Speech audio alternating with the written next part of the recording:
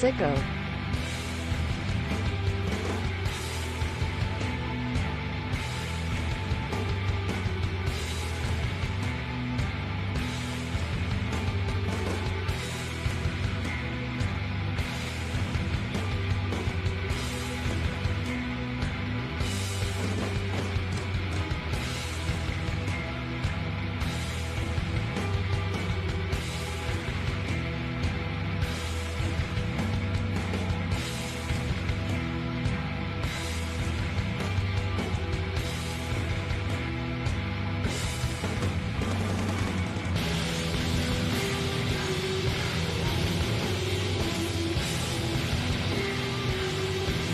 The Wheel of Fate is.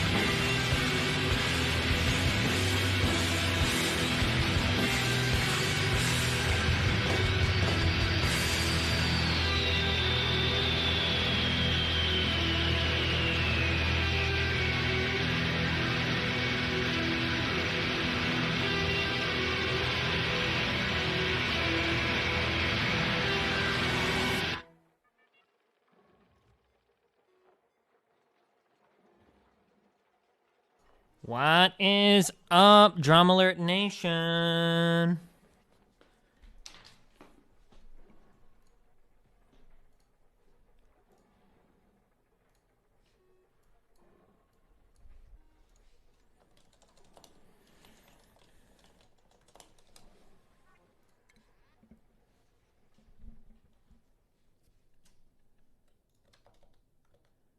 It's your host, Killer Steve Star. Alright,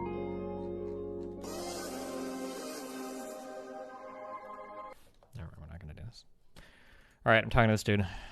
Wish me luck, okay?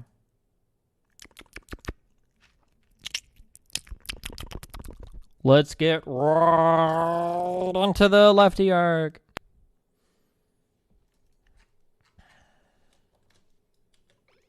Hello. Whoa, hey, hello. Hey, what's up, man? How you living? Oh, pretty good. You sounded British for a second there. Wait, are you? No, that's just No, okay. a fucking dumbass accent. Oh, okay. Well, hey, how's life going? How you doing? I'm good, man. It's actually really awesome to talk to you. I know in this world of like YouTube clout chasing, it's weird to always try to talk to people who are bigger than yourselves, but No, I don't give a fuck. I don't it's do that cloud shit at all. I'll talk to pretty much anybody. So, but I know what you mean. Yeah, a lot of it is a bunch of bullshit. yeah. Well, I'm an up and comer, so I'm kind of self-aware with the fact that it's like, hey, let's have conversations and argue with people, like that kind of thing. So Yeah, it's all good. yeah. So, what's Oh, up? sorry, What I do just we? kicked out my headphones. 1 second. Oh yeah, no problem. All right, cool. Yeah. So no, I'm actually really happy that the audio worked out. I actually did a call with somebody a couple of nights ago when we had to troubleshoot it for like 30 minutes. Mm-hmm. So I'm happy we figured that out 2 nights ago instead of right now. So Okay, cool. What do you want to introduce yourself? yeah, like, are we live right now or? Yep. Oh yeah. Yep. Everything's live. Everybody can hear you. Oh, awesome. Let them know who you are. Oh, cool. My name's Counterpoints. Or Connor. I'm a really small YouTuber, just kind of getting started right now. Having a lot of fun with it. I've already talked with Bosch, talked with Faraday Speaks, mostly about policing stuff. And then that's pretty much what's going on right now. I've always enjoyed politics. I've kind of been the politics friend or politics nerd that annoys everybody else by always trying to talk about politics and culture war stuff in my real life. And then I kind of realized that there's people online who actually enjoy talking about this stuff as well. Mm-hmm. And then I basically wanted to do this for the better part of a decade. So I'm actually, but I didn't do it because I've been working in public service for a really long time. Mm-hmm. And it's kind of bad for your career to have public opinions. Yeah, for sure. So that's kind of where I started just recently within the past, I don't know, 6 months, and had some positive response so far, and I've really enjoyed it. So yeah, that's about it. So, just curious, what was your job in law enforcement? I was a patrol officer for 3 years, and then I actually was in the schools for a year. Schools, does that mean like a kind of like a resource officer? I don't know if that's like derogatory, but like a school stationed like police officer or Yeah. I was basically in the state of Florida where I live. I live in Central Florida. mm-hmm. It was kind of a big deal after Sandy Hook to actually do the things that we probably should have done the day after Columbine. And so they created a law that one cop had to be in every school per 1,000 students, and I was a part of that push. Gotcha. Okay. All right, cool. Well, I mean, I imagine you probably emailed me for a reason. Either it's generally some take I gave that you dramatically disagree with, or some kind of idea you want to present. What was the inspiration, I guess, for sending me a message? Well, actually, it's kind of just watching you interact with other people, watching you debate with Vosh, like all that kind of stuff. Which I actually kind of started this whole journey in the Vosh community. I don't. I actually wanted to talk to you kind of about the phenomena of people trying to take you down, I guess, because I know that's probably like emotionally frustrating sometimes. Where I've seen you kind of go off on people where people are talking mad shit in Twitter, talking mad shit, on external platforms, but then you pull them on and they're all, polite and, tactful and all that kind of shit. So I doubt this is insightful, but I wanted to share it anyways. Mm-hmm. I think it is that clout chasing, right?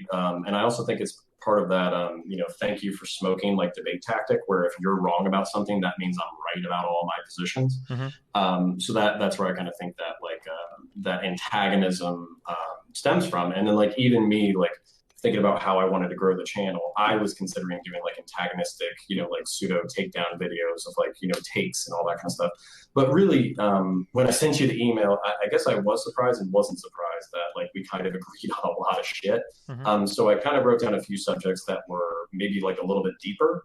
Since I figured you were a politics nerd, maybe we could try to take on some of those subjects since like, watching you from the exterior, it's obvious that you're a smart guy. You want to pull things apart. You want to look at how systems work and all that kind of jazz. And even just watching the Vosh debate from the other day, there was a few things that you guys mentioned that I feel like I actually had takes on, I guess. Sure. So. Yeah, hit me up.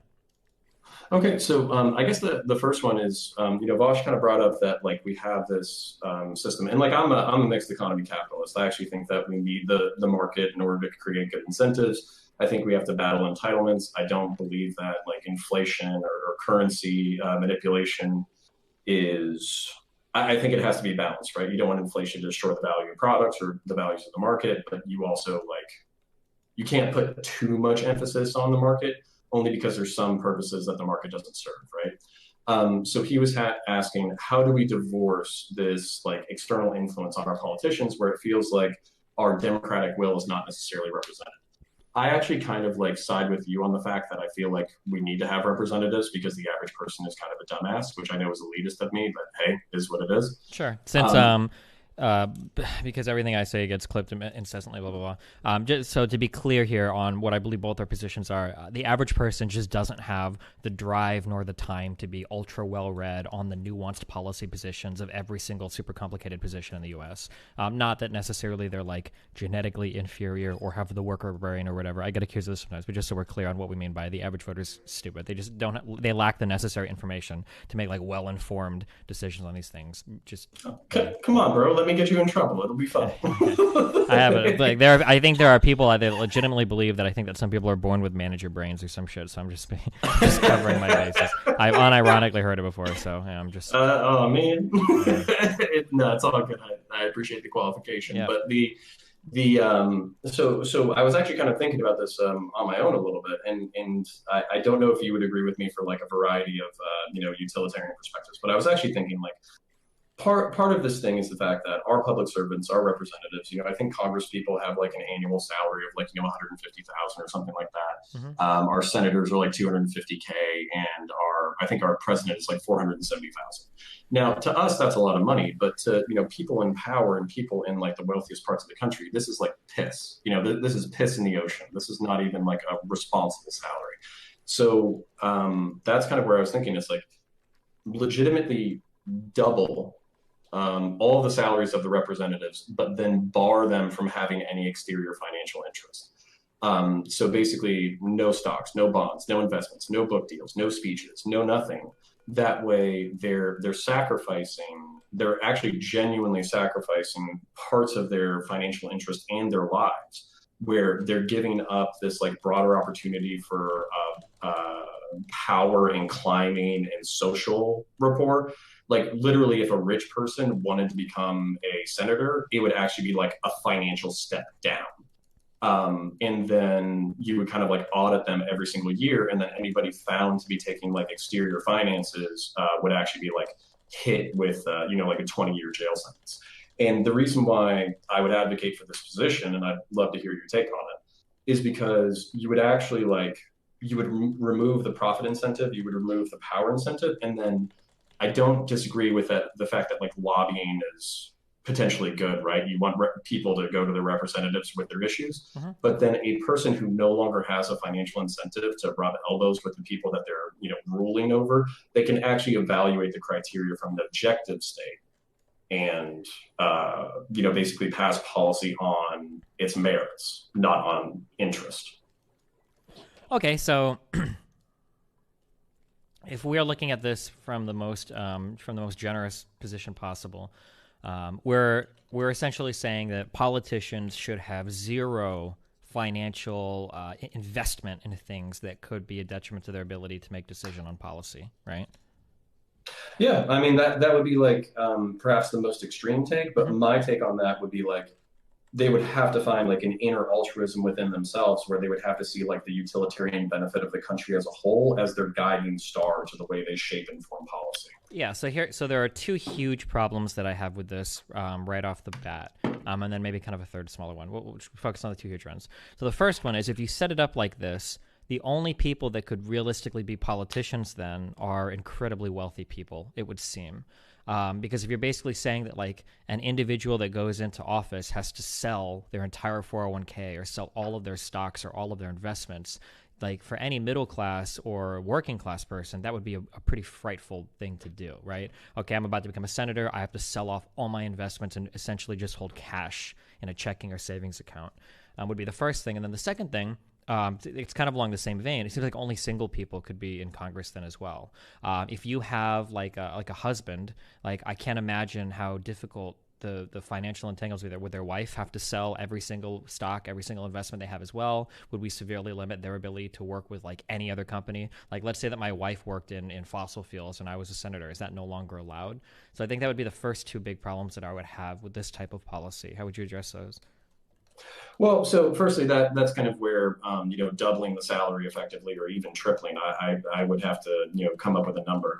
The whole point is to like basically remove like the reliance on exterior finances in order for like personal well-being.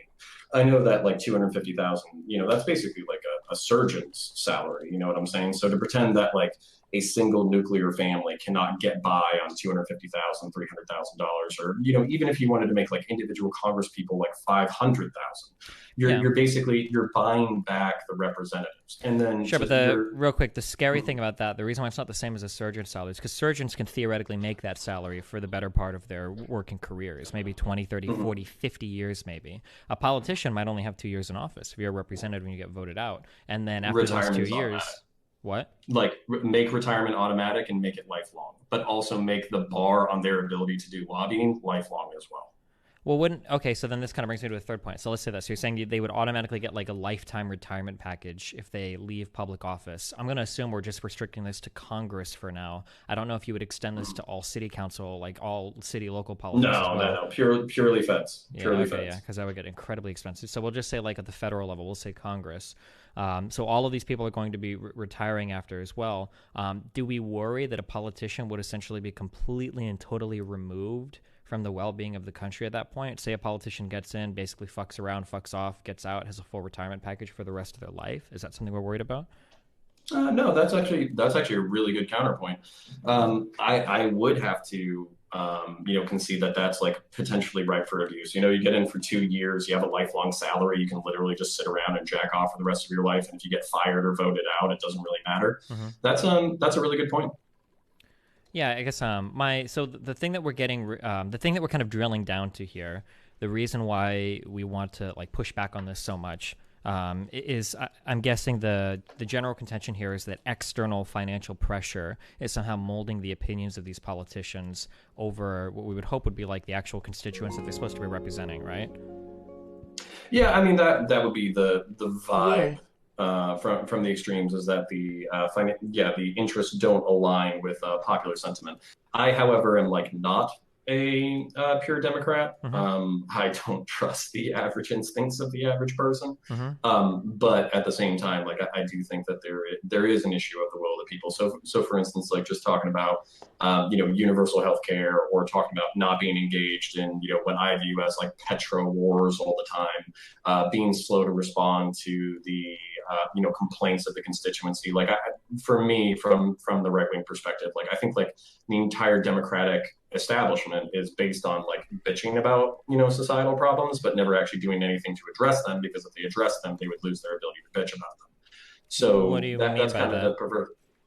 Well, so for instance, like I would say like when it comes to racial issues, economic issues, school issues, improving public infrastructure, breaking the cycle of poverty, breaking the cycle of crime, mm-hmm. Moving people up into the middle class. I think once you actually solve everybody's problems from like a utilitarian standpoint, you kind of like lose that as a power base. So maybe this is a cynicism or pessimism on my part, but I watch a political program called The Hill. I really enjoy it. It's on YouTube.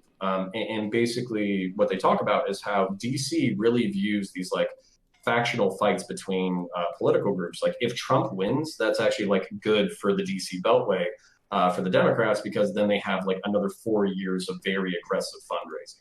Now that might seem a little like cynical and dark to you and to me, but to them, they're talking about this just as a matter of political reality, that when the other side is in power, that basically guarantees your ability to fundraise for the next 4 years. This is an interesting kind of conspiratorial take, but I don't think I agree that this would be true. The idea that essentially all of these politicians don't actually care about securing power or anything, they're literally just like trying to lose power so they can fundraise, seems a bit odd to me. It feels like most political parties are like geared towards the acquisition of political power. This would be like quite the grand conspiracy. The idea that there's some like unified effort behind the scenes to not actually win or not win that hard because you're just trying to galvanize your base with the other people in power. Like, I don't know. That's a little bit. I think that's a little out there. Well, let me continue to go out there a little bit. Okay. So people talk about the deep state, and they always have these like men in suits going to deep and dark places to control their own interest. And if you watch movies like Shooter, they have like suicide contraptions to kill their political rivals. I don't think it's that deep, right? I just think it's the corporations that basically have a public interest in globalized humanity, globalized capital, and like I'm not even saying that as a critic. Like I'm actually kind of a supporter of not global finance. I know that's like a loaded term, but basically the ability of like international trade. I'm a fan of international trade. I'm a fan of people basically being able to learn about other cultures, travel in a secure way, all that kind of stuff. And the thing is that takes money. It takes power. It takes corporations. It takes trade. It takes negotiation. So Trump being like the perfect example, like he wants to disrupt all of these things, but he can't actually do it. There's entrenched interest, which is good because he's basically like a political bull in the china shop.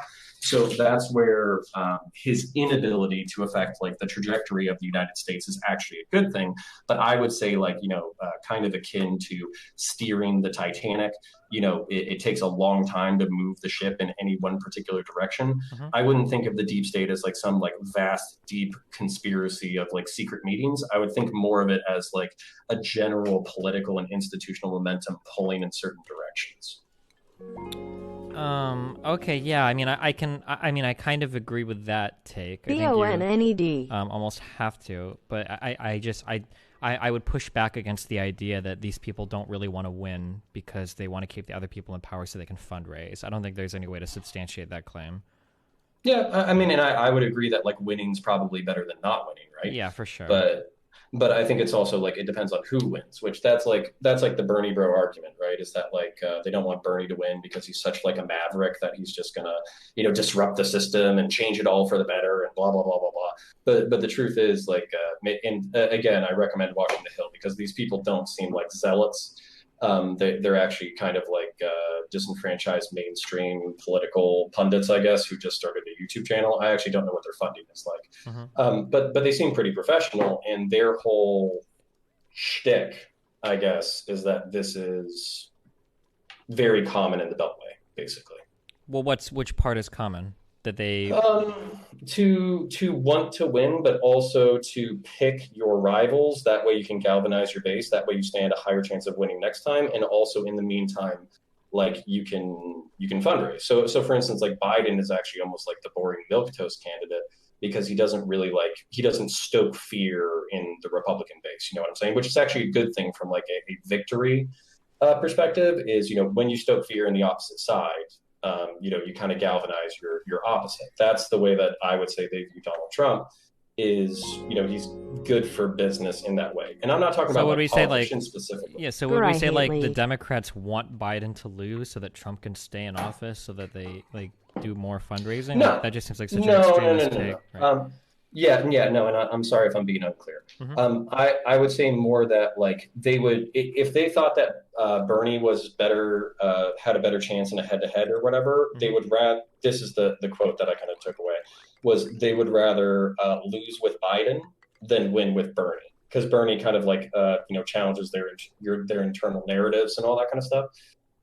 Whereas, Biden's kind of, boring, milquetoast, center of the road, all that kind of stuff. If Trump, if Biden wins, awesome. They won. But if Biden loses, no big deal because all they're doing is they're gearing up for, 2024. Don't you think it's just possible that the reason why they'd rather Biden win than Bernie is because they think Biden has a better chance of winning and that Biden would be healthier for the Democratic Party because he's got more support in the Democratic Party? Yeah, potentially. But then that's kind of like, let me hit you with some Jordan Peterson, right? The natural role of the left is to be the voice of the disenfranchised. And I feel like a lot of people, especially if you're talking about like lefties feel like, Democrats are, basically as much a country club political group as the Republicans are. They're just better about virtue signaling about social issues. Well, I mean, when you say lefties, we're talking about a very specific minority subset of like actual like socialists and stuff, right? If you're talking, or when you say lefty, what do you mean by lefty? Yeah, I mean, like I'm using leftist more of like an economic term. I would talk about socialists more than I would be talking about liberals or progressives. So I wouldn't make that distinction. Okay, well, so like I guess my challenge there is it would seem like a lot of people came out and voted for Biden that also supported Obama. Do you think these people all don't like him but came out and voted for him anyway, or? I'm sorry, ask that again. Well, like all these people, all these people that came out and voted for Biden, then all of these like minority voters, all these working class voters, that all came out and voted like in record numbers almost, or that crushed at least the voting totals last year. Are these people? Do they just not care about Biden, or what's the explanation then under this paradigm? Why did they come out if they're so disenfranchised or so hate like the status quo politicians, I guess? I would refer you to our original point that most people don't pay attention. Well, but it seems like we have to pick one or the other, right? If most people don't pay attention, then we can't say that most people feel let down or disenfranchised by establishment politics, because most people wouldn't know what establishment politics are if they didn't have the information to know, right?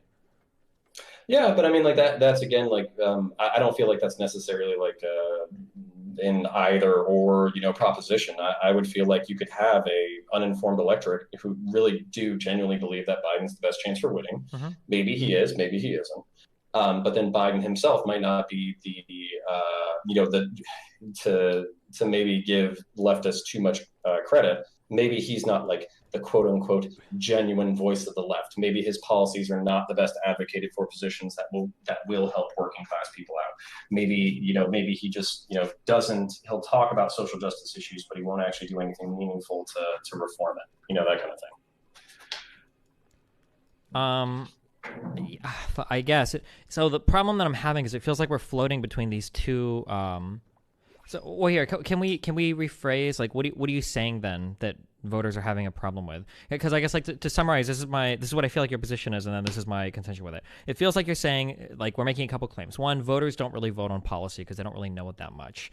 And then two, voters feel kind of disenfranchised by the Democratic Party. Now, my contention to that is, why are voters coming out in such greater numbers than they were last election cycle to vote for Biden this season?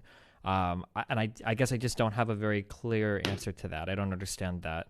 Like, how can you simultaneously be such a low information voter that doesn't know anything about like mainstream politics, but then also know enough to know that you're disenfranchised by your like political parties, other than to become disinterested in politics altogether, which would mean you're low information and you feel disenfranchised. But then how does a disinterested, disaffected voter come out in record numbers to vote for Biden? It seems like something has to break here.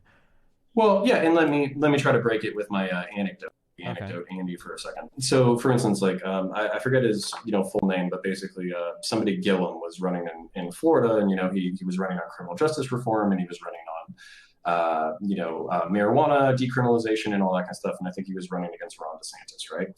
So, me being somebody who was raised Republican or conservative, I can say Republicans are just country club elite douchebags who use conservative talking points to get into power, but then they turn around and all they do is they do tax cuts for their friends. Mm-hmm. I can say that to myself. But then Andrew Gillum comes out with a wedge issue, and he says, also, by the way, I want to pass an assault weapons ban, and that's going to be one of my priorities. I go, I want, marijuana decriminalization, and I want, some criminal justice reform, but, fuck that whole assault weapons ban shit. So now, me as the political layman who, feels disenfranchised, I now have a wedge issue on which I feel passionately about. So I show up to the polls and I vote against that gentleman on a single issue. And even though I still feel fucked over by my own party, I'm still picking between the lesser of two evils in my book. And if you were to like pick two issues that I feel like are the main points of contention between left and right in America, these kind of like political issues that they use to divide and conquer, I would argue that those are abortion and firearms. You don't have to believe my theory, by the way. It's my personal theory. I just like. I guess I just like the I feel like there are easy ways, sort of an Occam's razor approach. I feel like there are pretty easy ways to understand sometimes how the electorate works, and then there are incredibly complicated ways to understand how it works. And I hear some of these more complicated models thrown out sometimes, or presented sometimes, that try to like explain away certain voter behavior. But then when it comes time to actually, going to the polls, it seems like it doesn't happen.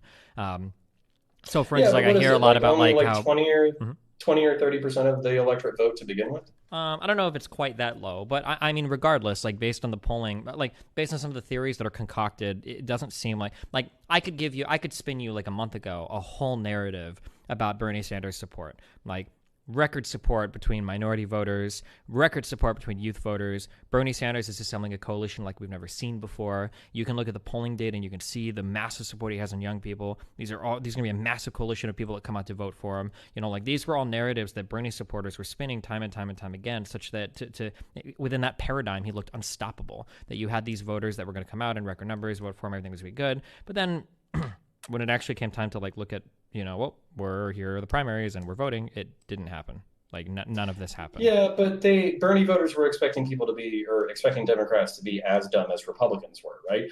Because if you actually looked at how like Trump polled and he did in the primaries or whatever, he only really gained like 35-40% of the vote, which is still impressive by itself, right? But all of the, quote unquote moderates or establishment candidates, they all hung in the race up until the convention. They divided the votes amongst the moderates, the people who were pro-establishment, and then basically that establishment divided amongst itself lost to Donald Trump. And then after that, the options are Donald Trump or Hillary Clinton.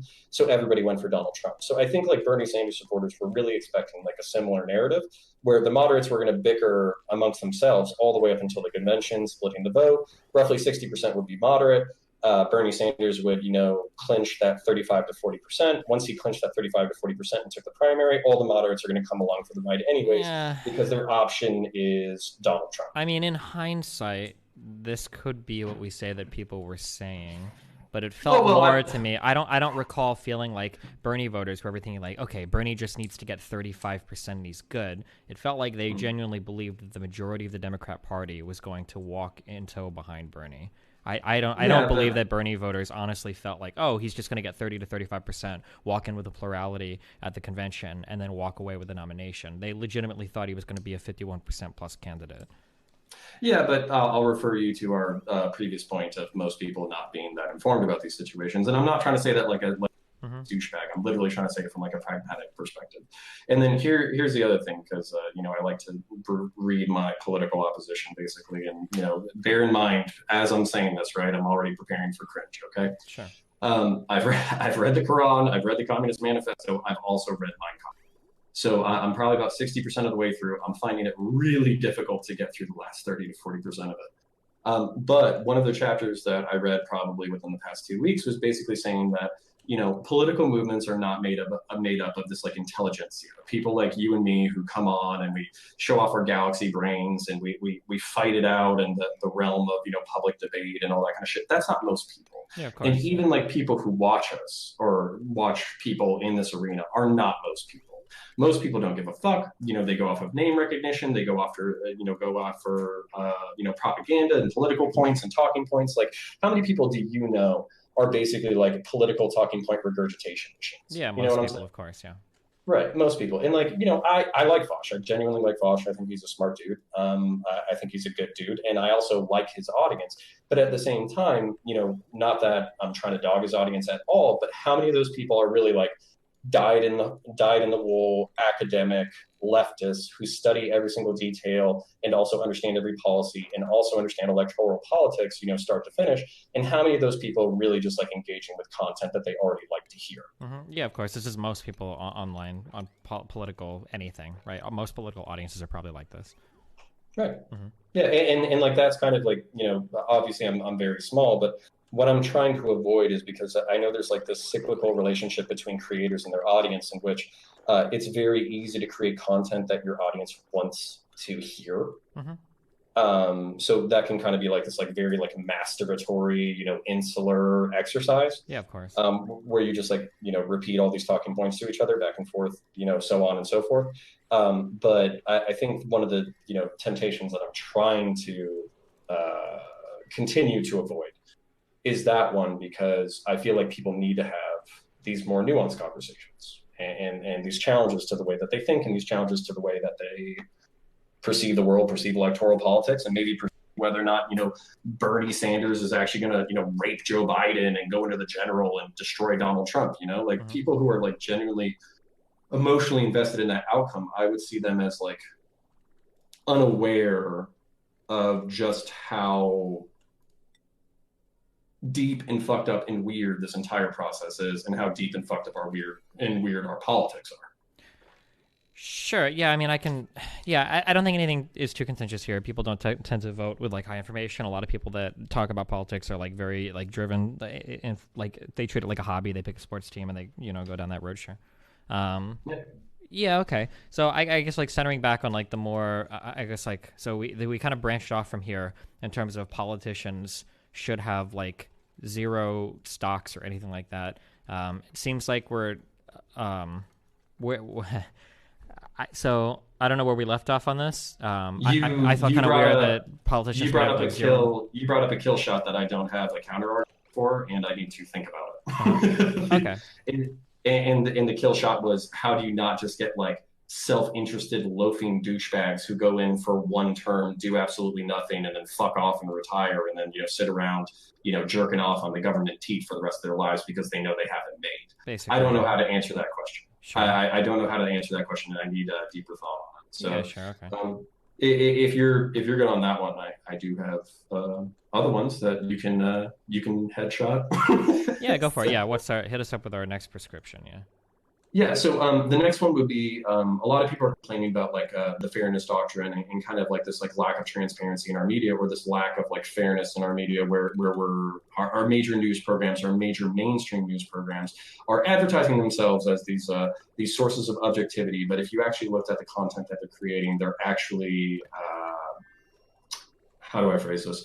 They're news commentary programs, not news programs. Their job is not to present information that you then get to go think about. Their job is to present a commentary on the news that allows you to like reinforce your own political faction. Uh-huh. So I kind of came up with a solution that I'm ready for the headshot on. So for mainstream, for basically like cable news or whatever, reintroduce kind of like a watered down fairness doctrine. So you can have two kinds of news programs, one of them being a news program in which the fairness doctrine is enforced, and one of them being a news commentary program in which the fairness doctrine is not enforced. But at the beginning and end of the program, you basically say, hey, per federal regulation, we have to say that this is a news commentary program. This is basically opinion-based. We do talk about real issues and share our real opinions on it. But at the same time, some of the content we present is actually just our opinions. And then for the news shows, kind of go back to the fairness doctrine, where you kind of have to look at the steelman or strongman versions of right and left, and then present those arguments while you're presenting the news. Yeah, I mean, I guess I don't necessarily have a problem with this. I guess the question becomes, like, how do you enforce it in such a way that people feel like it's not like the government dictating what is truth or whatever? So, for instance, I think that in general, I'm pretty warm to these types of ideas, even though I know they would be almost impossible to implement, or like pragmatically, like what would these actually look like? It would be very, very, very, very, very difficult to have these done in such a way that people don't feel like the government is basically depriving their particular news station of reporting what it considers to be truth. But yeah, I mean, the media is so fucking horrible today in the U.S. I would be in favor of any kind of like control that moves it away from the quasi like entertainment that it is today, where it's mainly just pundits giving their interpretation of the news rather than just like a reporting of the facts. Yeah. Okay, cool. Then I'm happy we got that one. I also kind of have like an additional one that kind of tangentially relates. YouTube is kind of like the Wild West, right, where everybody's doing everything the way that they want to. It's all, punditry and commentary and, gamer bros and, progressives, and everybody's doing whatever the fuck they want. And that's kind of awesome, because I do like the Wild West vibe. But at the same time, there's a problem with the algorithm. I heard you bring this up in your discussion with Vosh, where you're basically saying it's like you can fall down a rabbit hole where you start out with, Dave Rubin and Jordan Peterson, but then you end up with, Richard Spencer and who's the other like older white nationalist philosopher, intellectual? Jared Taylor. Jared Taylor, okay. Yeah, so you can kind of like start in the very like, I would view as like normie, lukewarm, classic liberal, blah, blah, blah, whatever right-wing waters. But you can end up very quickly in Jared Taylor and Nick Fuentes' orbit pretty fucking fast. So I guess for people like me and people like Faraday, gonna name drop him because he's a great dude. Kind of what brought us out of this is actually having a challenge. Wait, it's actually having your mic cut out for 1 second. It's actually having what? Your ideas challenged. Oh, sure. And that's kind of like where people talk about like the marketplace of ideas no longer functioning. I kind of think it does, but the algorithm doesn't serve the marketplace of ideas, right?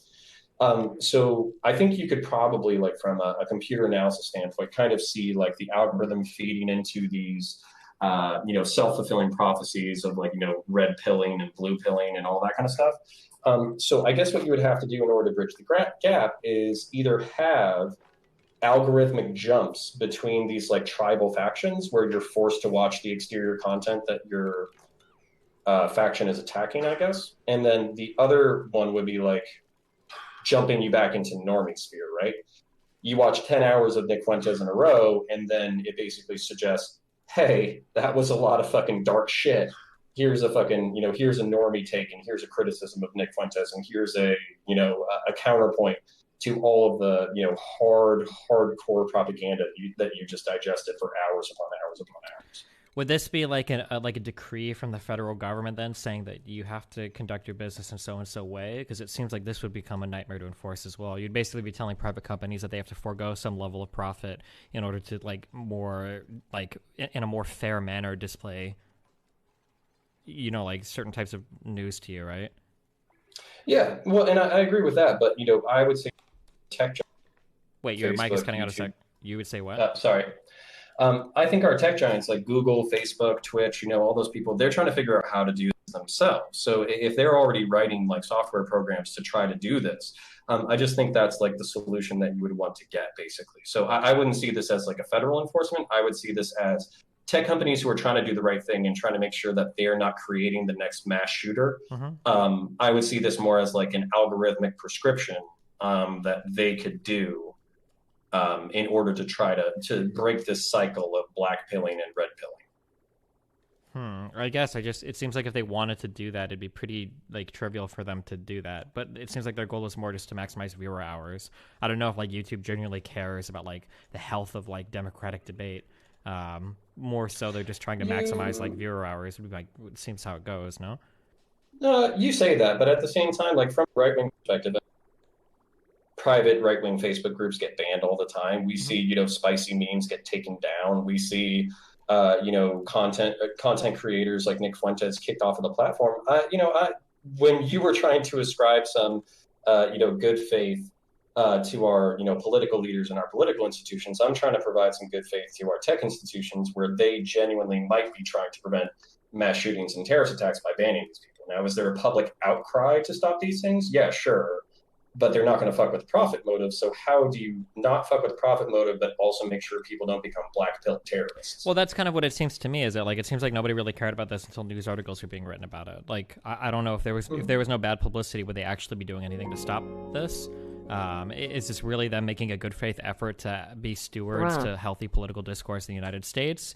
Or are they basically just doing this because if enough bad articles get written about them, political sponsors or sponsors start pulling ads and whatnot? Like remember the great YouTube Adpocalypse when all the advertisers pulled out because of the extremist content there. It seems like that's more the motivation for them than any type of like genuine goodwill towards society. Yeah, but I mean, my counterpoint would be, what's the difference? Well, like, the difference is in one area, like, well, they're literally just doing it for money, which was my original contention, rather than they're doing it because they're trying to actually, take some moral standing in terms of like being stewards to public discourse. Yeah, but like, terrorist attacks, radicalized on YouTube are probably bad for business as well. Yeah. Not really. Not if no one writes an article about it, right? Shit. I mean, it's not like YouTube is like being like bombed or whatever, right? Like maybe if the terrorists started attacking YouTube a ton. You know what? I think you're right in that respect, but also, we talk about different kinds of capital, right?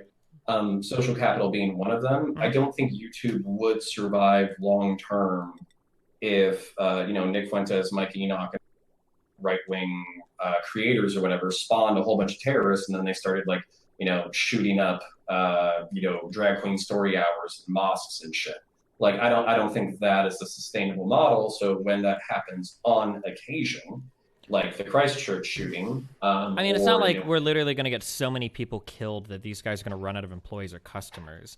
Like, for instance, if we thought that people were going to take a stand for the good of society, why doesn't Facebook auto ban everybody like under the age of 18 when we are like 100% certain that there are horrible effects when younger people engage with social media so much? You know, we haven't seen any steps taken for that, you know, despite the fact that depression and suicide and all these things are going up between, you know, disaffected youth. But we're not going to say anything about that until a ton of stories start getting written about how horrible it is, and then maybe eventually they'll change their ways. But yeah, but this is like, the balance between freedom and security, right? So, I mean, for instance, like alcohol kills shitloads of people. There's no, denial that it's a public net negative, but we tolerate it because the balance between freedom and security is so delicate. So I don't see like freedom and security as like mutually exclusive values, but I do see them as values of conflict. So that's kind of like, how do you allow people to express themselves in a way where they feel free to, battle it out within the Overton window about, what's going on? How do you even let, some people who are outside of the Overton window kind of present their ideas so your society doesn't become stagnant? And then how do you make sure that those bad ideas that are outside the Overton window don't gain so much traction that it causes real world violence? And I think that's a complex question. And just to say, oh, well, our politicians have all these like pragmatic reasons about why they do what they do, but our tech companies are just greedy, self-interested bastards who don't give a shit about terrorist attacks. I feel like that's like a weird double standard. I would apply the same amount of cynicism, but also maybe like mild charitability. I would apply it to our tech giants as much as I would apply it to our political leaders, and I would apply it more to the tech giants as a matter of personal taste. Okay. I mean, I guess my pushback would be that private companies, that like, it's not necessarily being cynical. It's just following like where do people get their power from? Private companies get their power from growing their business, expanding, making more money. Politicians get their power from winning elections. So it makes sense that politicians would be invested in caring about these issues, because when people are dying or people are displaying something they're unhappy about, then, they're not going to win elections. It's going to be really bad for them. For private companies, if they start losing a bunch of money, if they start making suboptimal business decisions and they start losing money, then they're going to lose power that way. So I don't think it takes any like advanced level of cynicism to say like, oh, they're all evil. More so just that like people are following like a pretty predictable set of influences, I guess. That's how I would view it. Yeah, and like, I mean, I agree with you mostly, but the only thing that I would say is like, just because something has a negative or a very small impact, compared to like the profit incentive or whatever, like Chinese suicide nets for iPhone manufacturing being the perfect example. It's like that meme and that news story would have lived and died regardless of whether or not they improved factory conditions for Chinese workers, but it became such a meme and such a knock on Apple that they had to do something about it. So that's kind of where like you can still be self-interested and quote unquote like do the right thing or barely do the right thing. And that's where I think like this algorithmic solution where you're like, hey, you've been watching 12 hours of fucking Nick Fuentes. How about you go ahead and try out a Destiny video? Or, hey, you've been watching fucking 20 hours of fucking Mike Enoch, and your next suggested video is a fucking Counterpoints video specifically talking about the issues that Mike Enoch is talking about. Now, of course, that kind of gets... that gets a little difficult, right? Because if we were talking about how most people are uninformed and susceptible to propaganda, myself included, by the way, so I might have been talking like an elitist douchebag for the past hour, but I definitely know that I'm a dumbass as well. That's one of the many lessons you learn in old age, is that you are equally fucking stupid. The point, I could understand the fear that, you would want to pull some black-pilled right-wing people and some red-pilled right-wing people back to the center or back to the left. I could understand why the left would be worried that if you implemented this like algorithmic fairness doctrine, you also might like introduce a bunch of like far zealous tankies to, like national Bolshevism or some shit, just through the algorithmic fairness doctrine. Okay. What's your next one?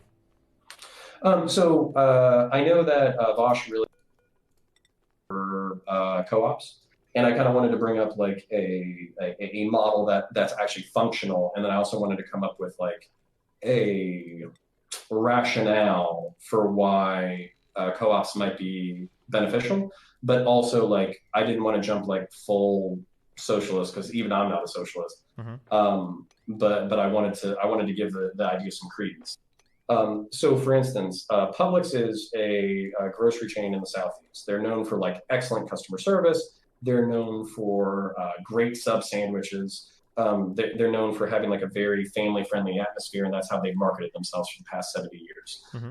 They are a privately owned company, but basically a significant portion of their shares, I'm not sure how many, are actually distributed amongst employees. And when employees retire, they sell their shares back to the company. This allows basically baggers who no shit have like physical and mental disabilities, people who legitimately have like, Down syndrome or, a crooked arm or, name a disease that still allows you to be functional, but maybe not as functional as everybody else. This is allowing people such as that to retire as, half millionaires or millionaires. So that's kind of, this argument for co-ops. Where kind of reinvesting in your employees while still guarding the financial interest and growth of the company can work out in a super positive way. Like Publix is still growing out of the Southeast, but the same way that you could view, and I think I'm giving the leftists a bone here, you could view like a business with like a dictatorial CEO, kind of like a fascist tyranny, the same way that you could view Publix kind of like a representative democracy.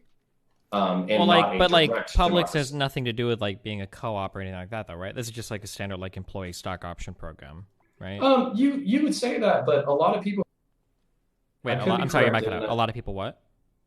I could be corrected by an actual Publix employee, but I actually store managers and a lot of the upper management actually do make business decisions about where the company is going to expand and when. So instead of having like a strict board of representatives who are making business decisions, it actually is kind of like pushed down to middle management because they're seen as having the best eye on the ball. So in that way, it kind of is democratic and representative while not being fully democratic or fully economically fascist. Okay. Yeah, that sounds interesting. Sure. Yeah. Well, and then the only reason why I bring it up is because Vosh. Wait, hold on, wait. Are you like leaning away from your mic, or did you move it because you're cutting out quite a bit? Sorry, real quick. Yeah, I'm sorry. I have some back issues, and I have to like change the angle at which I stand and sit on occasion. Oh, gotcha. Yeah, no problem. Just sometimes if you talk a little bit farther away, it cuts out a lot of the words. But I'll try to yell or be close. Okay, gotcha. Yeah, so I just want to bring that up as a positive example, but then also kind of bring up the fact that I know that a lot of people like to take Vosh down over the fact that it's like, if co-ops were so fucking good, why aren't they everywhere, right? And my counter argument to that would be, when you're investing in privately owned stock amongst your employees, that's less capital that you have for growth. So Walmart, because they have less investment in their employees, that's a shitload of capital that they can, invest in expansion and improving logistics networks and all that kind of shit. And if you look at Amazon and Walmart, that's kind of the model they picked, and it also allowed them to grow explosively because their labor is as minimal as it can be. And their investments are in supply chains and basically offering cheap products. And they're not investing in their people. That allows them to, basically have all that available capital reinvested into the business. Whereas if you did a co-op, you're going to grow way slower. Do you think it's a problem that, like, for like Publix, for instance, that their grocery prices are so much more expensive than Kroger, though? Like, it seems like if this is how they run their things, if they have like less capital available to like cut costs or whatever, and they have to reinvest so much in their employees, like, do you think this is damaging to the people that have to buy groceries? That it costs so much more to get groceries from Publix versus Kroger, like a place like Kroger or yeah. I don't know, I have like Hy-Vee or Target or Walmart or whatever. Yeah, it is, but I would also argue that so for instance, we're talking about economic capital. maybe there's a utilitarian argument to be argued for reducing the most prices for everybody. That's why a shitload of people shop at Walmart. But at the same time, with that investment actually comes like a brand recognition and a family-like atmosphere. And you can sell people on brand. People will, people pay shitloads of money for an iPhone, even though there's plenty of other smartphones that are out there that are comparable because it's a fucking iPhone, right? Same thing with Publix. Publix is 20 to 30% more expensive than Target or Walmart. But at the same time, you're going there for the atmosphere. You're going there for the kind employees. You're going there because you get smiled at. You're going there because you don't have fluorescent neon lights blinding you.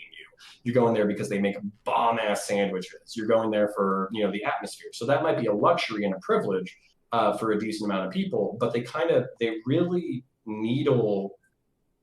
thread the needle or needle the thread. Hey, it's thread the needle, right? Yeah. Yeah. They really thread the needle between cost and quality, and they do an excellent fucking job. Not every business is smart enough to do that, and I think I would be on your side as far as like wary of the dysfunction of purely democratic co-ops, where a purely democratic co-op would like devolve into basically like screaming matches and tribalism and cliques and bullshit. I would be worried about that, but at the same time, at least for Publix, who did thread the needle, there's a viable option there. And then just because, I would say just because they give a shit about their employees doesn't mean that they can't be viable in the market, but they have to sell social capital and social branding over economic factors. Walmart is cheaper, but Walmart is a fucking hellscape. Sure, but I mean, like, at the end of the day, I don't know if a person that's super impoverished, like, needs somebody smiling at them to be able to afford milk, right? They'd probably rather just be able to afford the groceries than shop for an experience, Like, there's a different type of experience you get going to places like Trader Joe's and whatnot that, like, poor people don't give a fuck about because they can't afford it, right? They're not going to pay the premium for that customer service.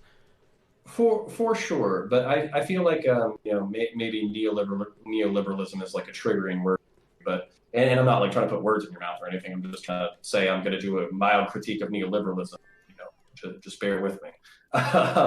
The neoliberal economics where you kind of don't have to give a fuck about your employees is kind of like I kind of see that as kind of like a devolution. I know Bosch brought this up where all of the economic and redistributive progress made in the 1940s and 50s kind of helped usher in this economic boom in American life, and then since then we've been slowly cutting away at this economic distribution. Yeah, I don't disagree with any of this before we go down this road, but none of this has anything to do with co-ops or socialism. Like, we can have strong worker rights, we can have strong, like, protections. Like, we don't need to, like, completely change our mode of production or whatever, or get rid of, like, profit incentives for capital owners in order to do any of this, right?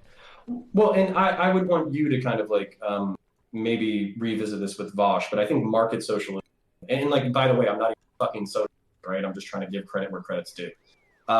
So market socialism, doesn't ignore the influences of the market or the profit incentive. All it does is it says that, basically in general, like highly privileged owners aren't, I don't know if they're fucking banned or executed. You'd have to ask him. But basically the economy as a whole is geared towards, companies that give a shit about their employees and make sure that their employees have good lives. And the way that I would do this as, somebody who actually kind of gives a shit about policy, right? Mm-hmm. The way that I would do it is, how like right now we have like effective tax rates, but then we have basically you can deduct so much shit against your taxes that, places they can effectively claim a lower tax burden than even like the personal income tax, right? Wait, you cut out for a big chunk of that. I'm sorry. You said that, so we're talking about like you've got differences between an effective tax and normal tax, and then what were you saying? Mm-hmm. Yeah, and so what I would say is companies like Amazon, companies like Walmart, where they kind of don't give a fuck about their employees, kind of treat them like trash and pay them, less than subsistence wages, and those wages are artificially subsidized by government benefits programs. Have those guys have an effective tax rate without deduction of 10%, and then basically have these like pseudo market sock, Publix modeled companies where they do give a shit about their employees have an effective tax rate of 0%. So if you're going to benefit from treating your employees like trash, then you have to pay a higher tax burden. And that's kind of how you help cooperative or pro-worker corporations thrive in the market. So what exactly are we talking about changing here in terms of tax structure? What are you just talking about, like giving like a tax break to like co-ops, or what? No, if you how about this? If you don't offer matched retirement, vision, dental, and health, then you get hit at a 10% tax rate no matter what. If you offer those benefits to your employees, then you can have an effective tax rate of 0%. Yeah, that sounds interesting. Sure. Okay, cool. I'm happy you didn't headshot that one. Yeah, I mean, I mean, there's a couple things. I mean, depending on how deep we want to go, like technically, all employee, like health insurance, dental insurance, none of that should ever be tied to your job ever. That's just an atrocious thing. But I mean, like if it was going to be, then maybe having, well, actually, no, wait a second. Actually, no, wait. We already have tax incentives in place for stuff like that. That's why healthcare and everything is usually pulled at the employer level. It's because we already have massive incentives for stuff like that. Oh, fuck. I guess I'm a capitalist then. Yeah. But that incentive structure is like super toxic. I think that's one of the things. There are a few issues that like economists are completely united on to completely getting rid of, and one is healthcare tied to your job. Any form of healthcare tied to your job. The idea that when you leave your job you lose your healthcare, and the idea that healthcare is like unaffordable in the normal marketplace because of employer like sponsored healthcare programs is like really, really, really shit. Yeah. I actually I saw Ben Shapiro get like fuck stomped by Andrew Yang, where Andrew Yang was like, "Hey man, employee health insurance is actually one of the ways that we're majorly holding back our economy because people don't have the confidence to start their own businesses because they're so worried about personal benefit." And to watch like Ben Shapiro like shit his pants and then think about it and like not have a good rebuttal was actually glorious. So if anybody's interested in watching Ben Shapiro have a brain fart from Andrew Yang, I'd go watch like the Ben Shapiro Sunday special featuring Andrew Yang. Okay. Yeah. So all right, I'm good with that. And then I guess the next one, if you're ready to move on, yeah, counterpoints on game, but. The next one, I guess I would just ask you, what's like your perspective on like determinism when it comes to like human will, I guess. I'm a hard determinist, as hard as they come.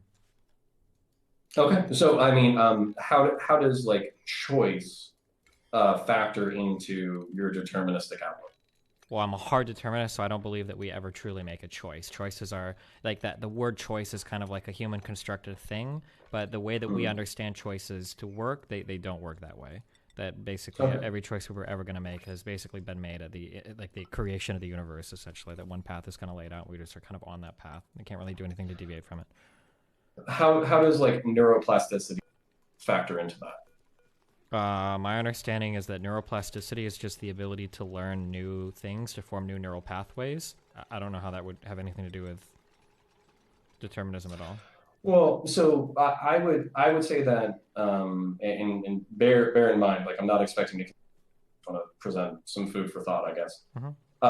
So I think the way that we perceive choice affects our ability to make choices. So Sam Harris kind of brought this up because I think he's like a hard determinist as well. He basically said like, oh, I had this friend. He was in a super toxic relationship. He felt a whole bunch of shame about it. He felt bad about how he treated his ex. But then one day, he just kind of figured, he was a determinist as well. So one day he just said, you know what, I made shitty choices, but there's nothing that I can do about it. And there was no way for me to alter the way that my behavior was at this time. So I'm just going to go ahead and forgive myself and move on. So on one hand, that's good, right? Because you don't want to be walking around anchored by the shame of your past. But on the other hand, I would view this as like, shame as a kind of way to anchor yourself with bad behavior so you don't repeat them in the future. So his outlook on determinism actually like changed his ability to perceive what he did in the past that was horrible, and might have allowed him to alleviate himself of his guilt that might have prevented him from doing bad stuff in the future. And then also, the reason why I bring this up is specifically because my father-in-law actually runs a men's rehabilitation center. It's like a 2-year live-in faith-based program, and you will see basically like junkies come in, you know, and take the faith side of it kind of, you know, haphazardly, you know, shit, I'm basically here to get sober and to make sure I don't die. But then they start ingesting, you know, Christian philosophy, and I myself am not a Christian, but you know, I think there's some good shit in there.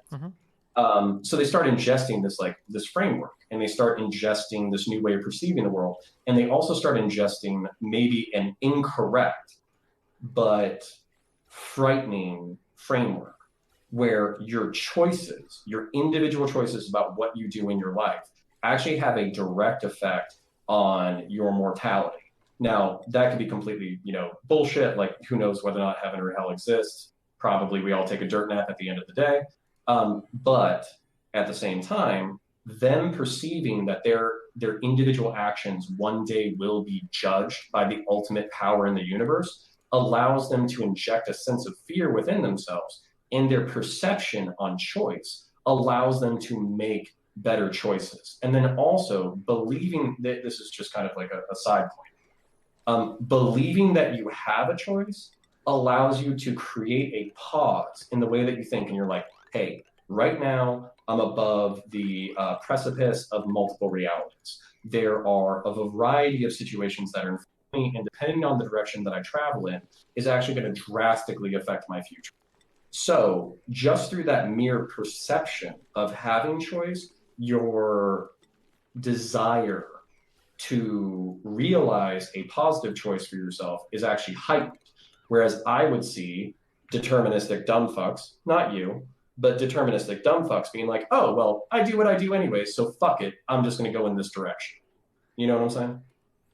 Yeah, I mean, like, I don't think this has anything necessarily to do with determinism. Like, anybody that thinks like, well, I'm doing anything, this is just like, you should always act as though you have free will. Like, that's how we act in the world, right? It doesn't really make sense to say like, oh, well, like, I am determinist. Like technically, if we believe that determinism is real, that type of thought process becomes highly recursive, right? Like, oh, well, I'm just going to do things because, you know, I'm determinist and that's how I would have done them anyway. And the reason why I would have done them anyway is because I know that's how I would have done them anyway, and I'm going to do them anyway. Like, that just doesn't make any sense. Like, even if things are deterministic, like, you still act as though you have free will, right? Like, I don't like wake up in the morning and like, oh, well, I don't have to worry about what I'm going to eat for breakfast because I'm going to eat what I always would have eaten anyway, no matter what I think about what I want to eat. Well, no, I'm still going to go through the thought process of doing it, right? Like, whether the system I'm in is determined or not doesn't mean that I like have a cognizance of being aware of how it's determined or something. Like, we don't function in a deterministic reality like that. Like, that would make about as much sense as if we're reading a book and, you know, Harry Potter was walking down a hallway and is like, oh, well, I'm going to go left because J.K. Rowling is writing me to go left. Like, that doesn't make sense. Like, they still act in that world the way that they, you know, would act like they're making choices, you know? So, I mean, like, in terms of like a philosophical point of view, I think that on an individual level, it's always good to tell people that they are empowered to some extent when it comes to making decisions about their life. Nobody wants to believe, or nobody wants to feel like they're like totally fucked in terms of like their life choices, that they have like no impact over, you know, their existence or anything. Like, this is definitely true. Like, of course, nobody would deny that. I don't think that's like a strong statement on whether or not you should be like believing in determinism or something like that, though. I don't think.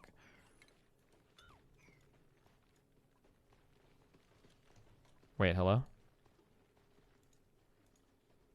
Wait, am I streaming still? Oh.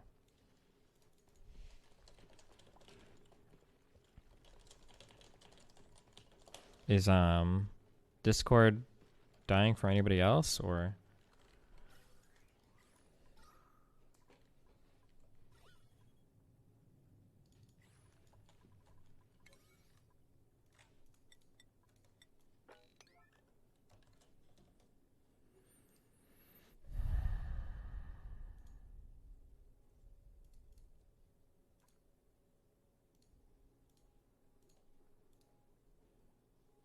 Welp.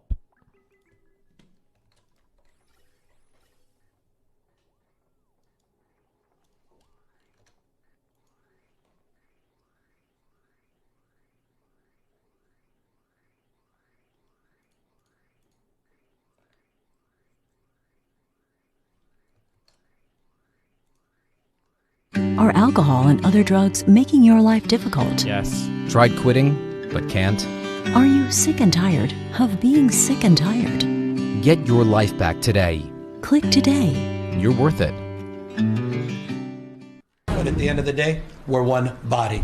There's a mutuality and there's a recognition of our interdependence that requires of this moment that we direct a statewide order for people to stay at home. That directive goes into force and effect this evening, and we are confident that the people of the state of California will abide by it. They'll do the right thing. They'll meet this moment. They'll step up, as they have over the course of the last number of weeks, to protect themselves, to protect their families, and to protect the broader community in this great state in the world that we reside in. I have confidence in that. I have confidence. That's the governor of California, Gavin Newsom, speaking just moments ago, announcing a remarkable order. California is a state of 40 million people, and the governor tonight has just ordered a stay-at-home order statewide starting tonight. There had been an earlier order related specifically to Los Angeles, the largest city in California. There had also been what they were calling a shelter-in-place order in effect in the San Francisco Bay Area, in multiple counties around the San Francisco Bay Area. But now California Governor Gavin Newsom ordering statewide a stay-at-home order as of this evening because of the coronavirus crisis. But even as there is more and more focus on what states are pioneering new ideas about what is that? What do these actually mean? Like, if you go out, is a cop gonna like shoot you or some shit if you try to like? Oh fuck! What? Why is my Discord dying on this computer? Cops aren't allowed out either. Crime is legal.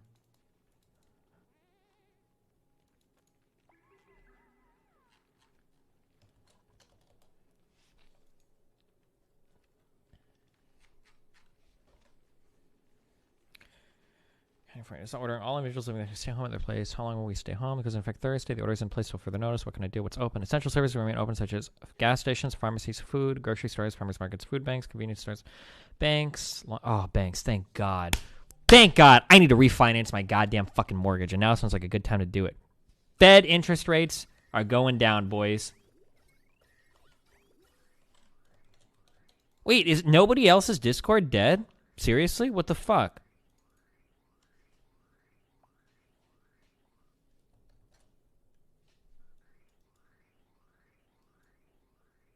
No. Wait, no one else is having... I had problems this morning. Shut it down. Leaked him. Nobody else is having problems with their Discord right now?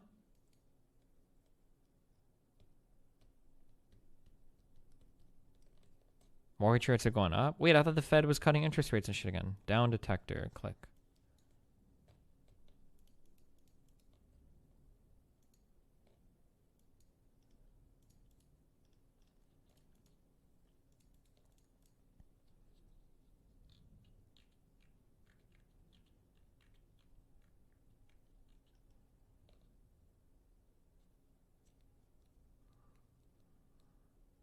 Wait, a lot of shit on my computer isn't loading. Oh god, what if I had to be quarantined with the fucking... with no internet?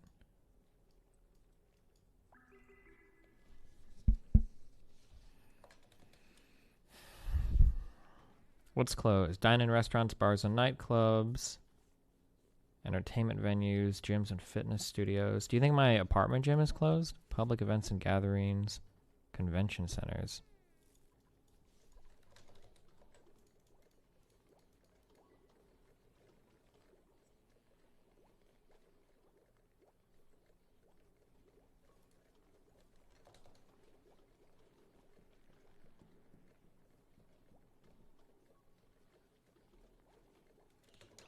We project that roughly 56% of our population, 25.5 million people, will be infected with the virus over an 8-week period.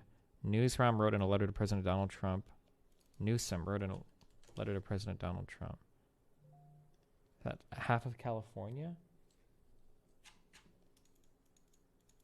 Wait, I'm sorry, what? 25.5 million people are going to be infected over the next 2 months? Wait, what?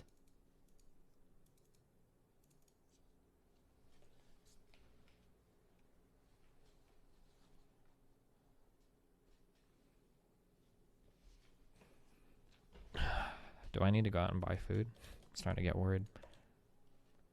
Why is my goddamn internet on this computer not working that well?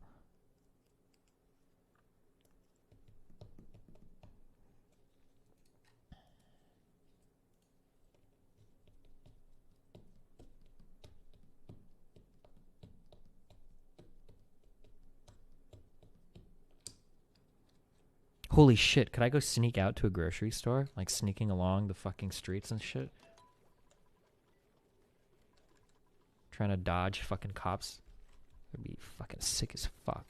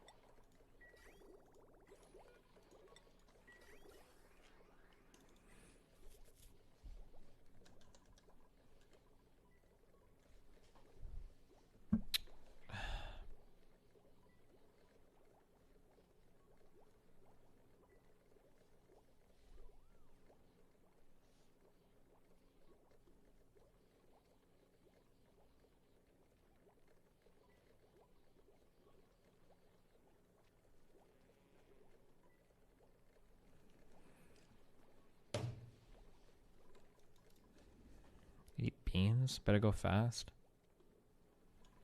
I mean, I ordered a bunch of Soylent. I think I can survive off of 4 a day if I need to. 3 a day would be 1,200 calories a day.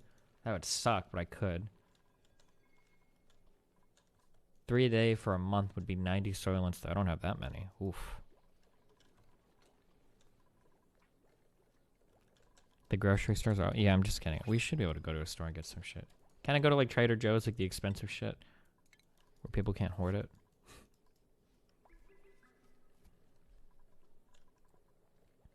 You can survive 3 weeks off of water alone? Yeah. I don't think... Are grocery stores like actually empty? Like... I guess I haven't been in a long time. That sounds hard to believe. Are they actually like... They're completely and totally fucked? We should go stream. We should go visit one. Maybe?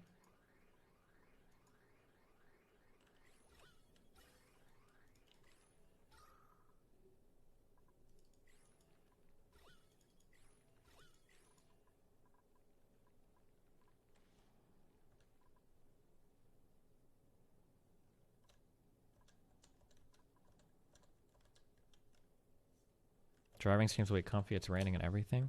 Well, we are not allowed to drive anymore because if I put my phone anywhere in my fucking car while I'm driving, I think I get instant fucking shit canned from Twitch. And I'm like a week away from getting bounties back or some shit. Finally, again. We'll see if we get banned from some random shit again.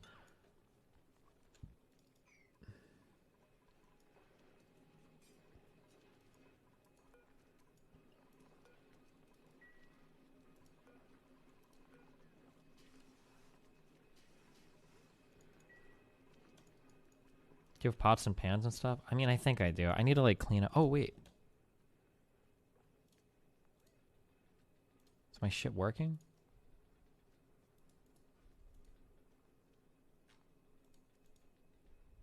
Connecting. Hello? Oh, Jesus. Hello? Yeah, bud. Sorry, my like computer's internet got really weird for a second. I couldn't connect to Discord. Okay, It's all good, man. I was gonna be like a massive asshole and like clip it out and be like, Destiny quit. No, that's fine. Anyway, fuck. Okay, so I'm sorry. I don't know where I got cut off, but basically what I was explaining is that like even if we say that like the world is determined or whatever, predetermined, like you wouldn't function that way. Like it wouldn't make sense to like walk around and be like, oh well, this is all predetermined, so I don't have to think about it. Blah blah blah. Like the way that you contemplate decisions and the way that you think about your world is part of the determined system, right? Like you don't actually act as though you're determined because it's not like you can sit on the outset and see how every single thing that you do is already determined. Like it doesn't make any sense. Does that make sense? Yeah, it does. And like again, like let me Jordan Peterson you for a second, right? Okay. I don't believe in God. No, that is the weirdest fucking accent. Where's the Kermit accent? Shit, you could just hear the normal voice too, but go ahead. You know, I don't believe in God. I just act like he exists. You know what I'm saying? Like it's same thing with determinism. It's like the world might be determined. You know, we might have no control over the variables and factors that go into our lives, but it sure as fuck feels like a choice. So the more you conceptualize yourself as an agent within the world, probably the better choices you're going to make. I know you're saying that this is like the default rationale, but I always try to like evaluate ideologies by their worst adherents. Maybe that's like a straw man or whatever, but I'm just like, how can you twist this perspective into the worst possible way? And that's kind of the way that I view determinism. Not you, you're a smart guy, not talking shit. I'm just saying like other people might be like, oh, well, you know, since the fate of the universe, I was going to fucking, you know, do whatever I do. So I'm going to go fuck some poontang and do some coke. You know what I'm saying? Yeah, I guess. I feel like I feel like determinism, like very squarely falls into a realm that has nothing to do with like your personal philosophy on life. Like determinism to me is like a physics question. And then philosophy almost stands completely aside from it. You know, you obviously have to take into account the conditions of reality, but like you wouldn't like think of like, okay, well, is the universe determined? Like, will the chemistry equation result in like X or Y? Well, depending on what it does is how I'm going to live my life. Like, I don't think that like is very meaningful. You know, like, even though I am a fully determinist, like I use that, I guess, to influence some like policy positions I have. So for instance, I don't expect a whole civilization of people that are fucked to all of a sudden start making good decisions, because I don't think people make decisions that way. But I wouldn't like change the way that I live my life personally, like based on whether or not I thought my decisions were predetermined or not. I feel like I feel like these exist in squarely separate realms is how I would view it. I guess. Well, and I don't want to talk past you to that effect. I just, because like, I think we understand each other and we agree. You're actually just talking about like, what is the nature of physical reality? How do we interact with our world? You know, what's really like going to happen at the end of the day? I really am taking it from like a, you know, social constructed, like, you know, thinking perspective of it, which I understand, like we're basically talking about two different concepts. I just think that people who view the world as deterministic, regardless of whether or not it is or not, can use that as an excuse to do dumb shit. I don't think that has anything to do with whether or not the world actually is determined, which I think is what you're saying. And then yeah, I guess, but like somebody that like says that is already going to use, like, that just sounds like people like trying to find excuses to act shitty. Like they're probably going to be dumb no matter what. Yeah, that's a lot of people though. And then this was actually one of the things that kind of hit hard, like for Sam Harris, as much as, you know, everybody hates on him, including his own fan base at this point. One of the things that he said that really fucked with me, because like I had like I'm getting up there in the years, like I'm only in my own early 30s, but you know, you kind of have to like grapple with getting older, becoming an adult, maturing, you know, all that kind of stuff, your own mortality. So one of the things that he said that kind of mind fucked me for a little bit was that regardless of whether or not you believe in a God or believe in an afterlife, you will find out eventually. And that was kind of like an interesting perspective, that like there is how we perceive the world and how that affects our individual behavior. And then what is actually going to happen in this universe, happen within our own lifetimes, happen when we die. And I think that's one of the things that really fucked with me, because I was like, oh shit, like I kind of like half believe in an afterlife, but I don't really see any real justification for it. So the fact that like one day the lights might just all go out for like forever, and I just don't have a choice about that. And whether or not I believe in an afterlife has nothing to do with whether or not that thing actually occurs. That was like a massive mind fuck to me. That took like a really long time to wrap my head around. Well, what does this have to do with anything though? I mean, like you could find out that you could find out that there is an afterlife, but you could also just die and there could be nothing. Like it could go either way, no? Yeah, to draw it back to the conversation that we were having, there's the way that you perceive things and the way that you interact with the world, and then there's just the way that the world is, you know? So that's all I was trying to illustrate through that anecdote. Okay. Yeah. All right. Then I'm kind of looking for a contention. I probably still have like 2 or 3 subjects if you're down. Like I'm not Not trying to hold your feet to the fire or anything, just trying to have some fun, trying to bring up some shit, talk about it. Yeah, go for it. Okay. Then I heard you say that that you believe in like a globalized world. You want the world to be globalized.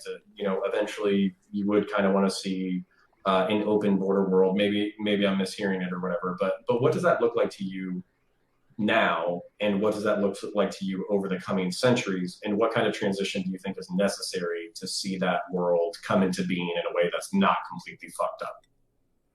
Well, I mean, like, I'm a big fan of like big liberalization of trade, like trading with a lot of people. I think gives like big economic advantages to every country involved in that. I'm a big fan of like sharing cultures across borders. I mean, I like stuff from Japan. I like stuff from Europe. I think that there's a lot of rich stuff to be had there. And then I think that like the less global conflict there is, kind of like the better off every other country is doing as well. Like, even countries that we don't think much about, in the past, like say Syria, can have big impacts on the rest of the world if there happens to be, say, like a refugee crisis. Like there are things like that happen. Yeah, I mean, I'm a big globalization fan because I think that like we're kind of at the end of the day, we all live on this planet. We all share a world. We kind of have to like get along and figure out how to do things. And there are like advantages for everybody involved if we're able to do that in an effective manner. Well, so let me try to get you in trouble a little bit so people can like clip it out. So for instance, I think I want to bring up a couple of points that just kind of came into mind while you were talking, but one of them being that just through interaction, the loosening of borders, having ideologies mixed that don't agree with each other. And the one that I'm thinking of is like jihadist terrorism and Islamic theocracy. So just by virtue of having people who believe that set of ideology able to travel the world freely, that's going to increase the likelihood that terrorism is going to occur, theocratic terrorism is going to occur in areas that it's not very common. Now, this could lead to a broader cultural understanding that actually avoids like a national level war.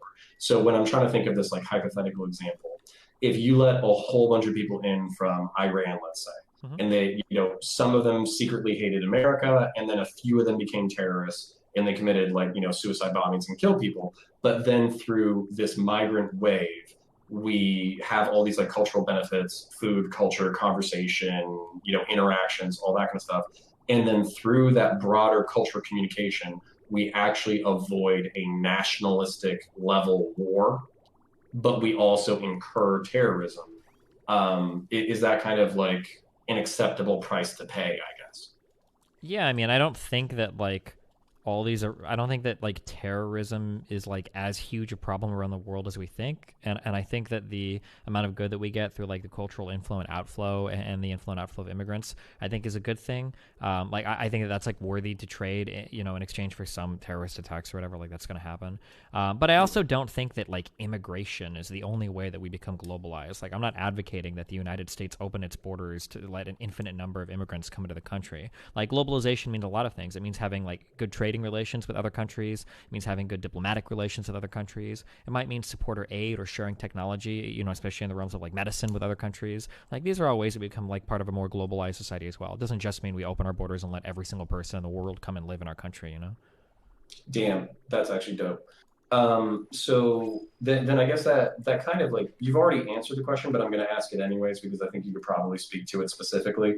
And then maybe that would help, like if somebody was hate watching you from like a white nationalist group or like a Nick Fuentes group, maybe they would be able to like hear your argument on this and maybe it would persuade them or not. So a lot of the white nationalist fear, a lot of the white nationalist or, American nationalist fear is that by allowing people to within our borders and allowing that cultural interchange, we're actually diluting our original identity. And this would be like the fear of the AMNATs in particular, like Nick Fuentes' crew, is that if you had like 30% Hispanic, 30% other, 30% white, not only does like the white identity become smaller and less influential politically, but then it also becomes like diluted through cultural interchange. And they like view this as like almost like the death of the identity, like even if like you genetically propagate, like whiteness dies, I guess. So I guess like how do you address that fear where you're like, hey, listen guys, like even if like being white isn't the most important thing in the world anymore, you yourself will survive, and there's still some cool cultural shit and economic shit that's going to happen. Yeah, I mean, Because I they're reject seriously this. worried. Yeah, this culture argument I think is kind of silly. Like, culture's been changing like perpetually throughout the whole history of the world. It's not possible to take a snapshot of a current country's culture and just have it never change. Like, that's just never going to happen. And even the concept of white culture is like a little bit funny when it comes to like, it's not the Western world. It's only Americans that do this, because, you know, like there is no white identity in Europe. You know, you've got Germans, you've got Spaniards, you've got British people, but they don't all see themselves as just white. Like, that's like a very American concept, which if anything points to the idea of how silly the concept of white is. Like, we have an American concept. A lot of them, American concept might be broadly or generally, you know, defined by some very general or vague European ideas. But like, even a lot of these European ideas came from, you know, like the idea of democracy, I think to some extent was inspired by like Aztec people, or, you know, these different, I know that like the Middle Eastern people, Arabs inspired, you know, things related to like all of these ideas have been an amalgamation of cultures throughout all of mankind, and every culture around the planet continues to evolve and change and draw from and steal from and borrow from other cultures continuously and constantly. Like, that's just a process that's always going to happen. You can never say that I want to keep my culture right now and not have it change at all. Like, that's silly. You know, am I in favor of a whole bunch of like regressive or hardcore, you know, like anti-women or whatever people immigrating to my country and changing the culture completely? Of course not. I don't want that. But like, I would hope that I could make arguments that are good enough for my culture that like more people would be willing to change to this than to change to something else, a la, you know, the marketplace of ideas. And I would hope that the institutional protections I have in this country are strong enough that those things wouldn't be that damaging either, you know, like Roe v. Wade. The ironic thing is that 99% of, I shouldn't say that, a large majority of the people that make these arguments that are concerned about culture, really, I think they're just talking about race, because if they cared about their culture or whatever, most of these people would probably agree with like Hispanic and African American people more than white people anyway. You know, when people talk about tradcon ideas about like a man's place is at home, or a man's place is at the work, a woman's place is at home, you know, we should protect the virginity of women, traditional gender roles, gay people suck. Like, these are opinions that are more often than not held by a lot of these minority groups. Like, black people or Hispanics tend to be far more conservative or moderate socially than, you know, a lot of white people are. So I don't even know if I necessarily agree 100%, you know, with the culture, this culture argument that they're scared of immigrants coming because they'll change the culture. I don't know. I don't buy that too much. It's silly on a lot of different levels, in my opinion. Well, so I want to kind of add an even deeper layer of irony, but then I just want to kind of give you like an. Oh no! Hello?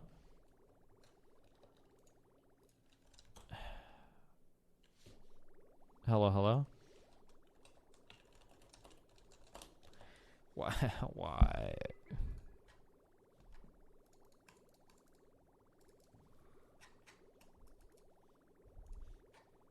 Is no one else? Oh wait, hello? Yeah, I can still hear you. Oh God, thank you. Okay. Oh, okay. My thing cut off for a second, but I'm back. Okay, go for it. Okay. So I find it like deeply ironic that basically like the ethnic groups that destroyed the Roman Empire are like shitting their pants in fear that their civilization is going to be defiled by a barbaric other. You know, this argument that like people can't change, that cultures can't evolve, that people can't progress, that we're all like genetically predetermined to who we are and what we are, and we can't ever change. If this argument actually applied, then all of the people who are primarily bitching about this line of argument would still be barbaric fucks and capable of higher culture. So that's kind of where I find a historical irony to this, because most of the people making these arguments are the descendants of medieval and Roman era barbarians. Okay. And then, but then just to kind of bring up another interesting point of argument. So one of the arguments that I've heard argued, you know, for blackness, right? And bear in mind, like I'm not being crypto. I'm not trying to be cute. I'm not trying to be funny. I'm literally just trying to bring up an argument that I've heard and try to draw a parallel so you can try to tease it apart. So I've heard that, you know, blackness in America is defined by the fact that most people were taken as slaves. You know, they were sold to Europeans, imported into the United States. In very limited parts of their culture were actually able to survive the you know, the depravities of slavery, right? Like maybe some culinary traditions, maybe some very watered down religious traditions that were incorporated into Christianity. There were very few things that survived the transatlantic voyage. So blackness became a new identity that kind of was able to survive the cultural hostility of the Americans. Okay. So a weaker but similar argument would be that Americans of European descent are so divorced from their cultures of origination. Like, so for instance, like I'm Irish, but Irish literally to me means that my family and I can eat carbs with a high tolerance. We like beer, dark beer specifically, more than the average person. We like to fight and we like to fuck. Like that's like the entirety of the Irish persona, which I think would be like insulting to anybody who was actually ethnically Irish, that my culture has been like boiled down to next to nothing. And that's the way that I perceive it.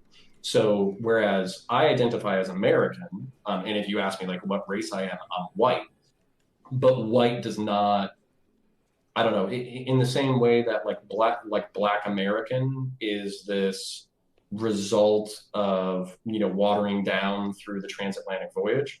And that's putting it politely, right? I would see white American identity as also something that was kind of watered down through time and historical and cultural evolution. So I was wondering if you could speak to that parallel and maybe the differences and kind of how you parse that apart.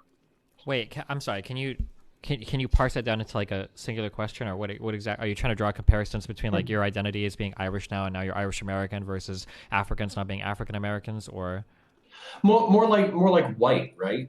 Because like the argument would be that most Polish people don't identify as Polish, even if they're Polish American. Uh-huh. Most Irish people don't identify as Irish American. Most German people don't identify as German American. They identify as white. Oh, yeah, I guess like that's the thing that I disagree with. I don't feel like there are many Americans that honest to God identify as white until we start like getting into these weird conversations about race. Like, I mean, I don't know. Like, I don't feel like I have like, I don't want to say as a Californian because I've lived in Nebraska for 30 years. But like, I don't feel like a white person in California has that much in common with like a white person in Arkansas or Wyoming.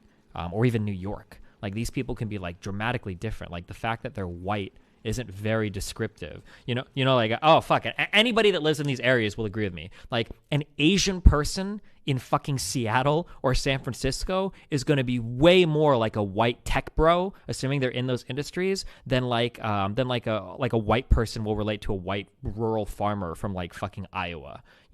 Like if you close your eyes and you listen to the way that a lot of the Asian people talk around here that work in tech, like they sound like white dude bros oftentimes, like they do. And the idea that we like hardcore identify down these racial lines, I just don't think we do, unless people are specifically going out of their way to make like racialized arguments. I don't think people see themselves that way.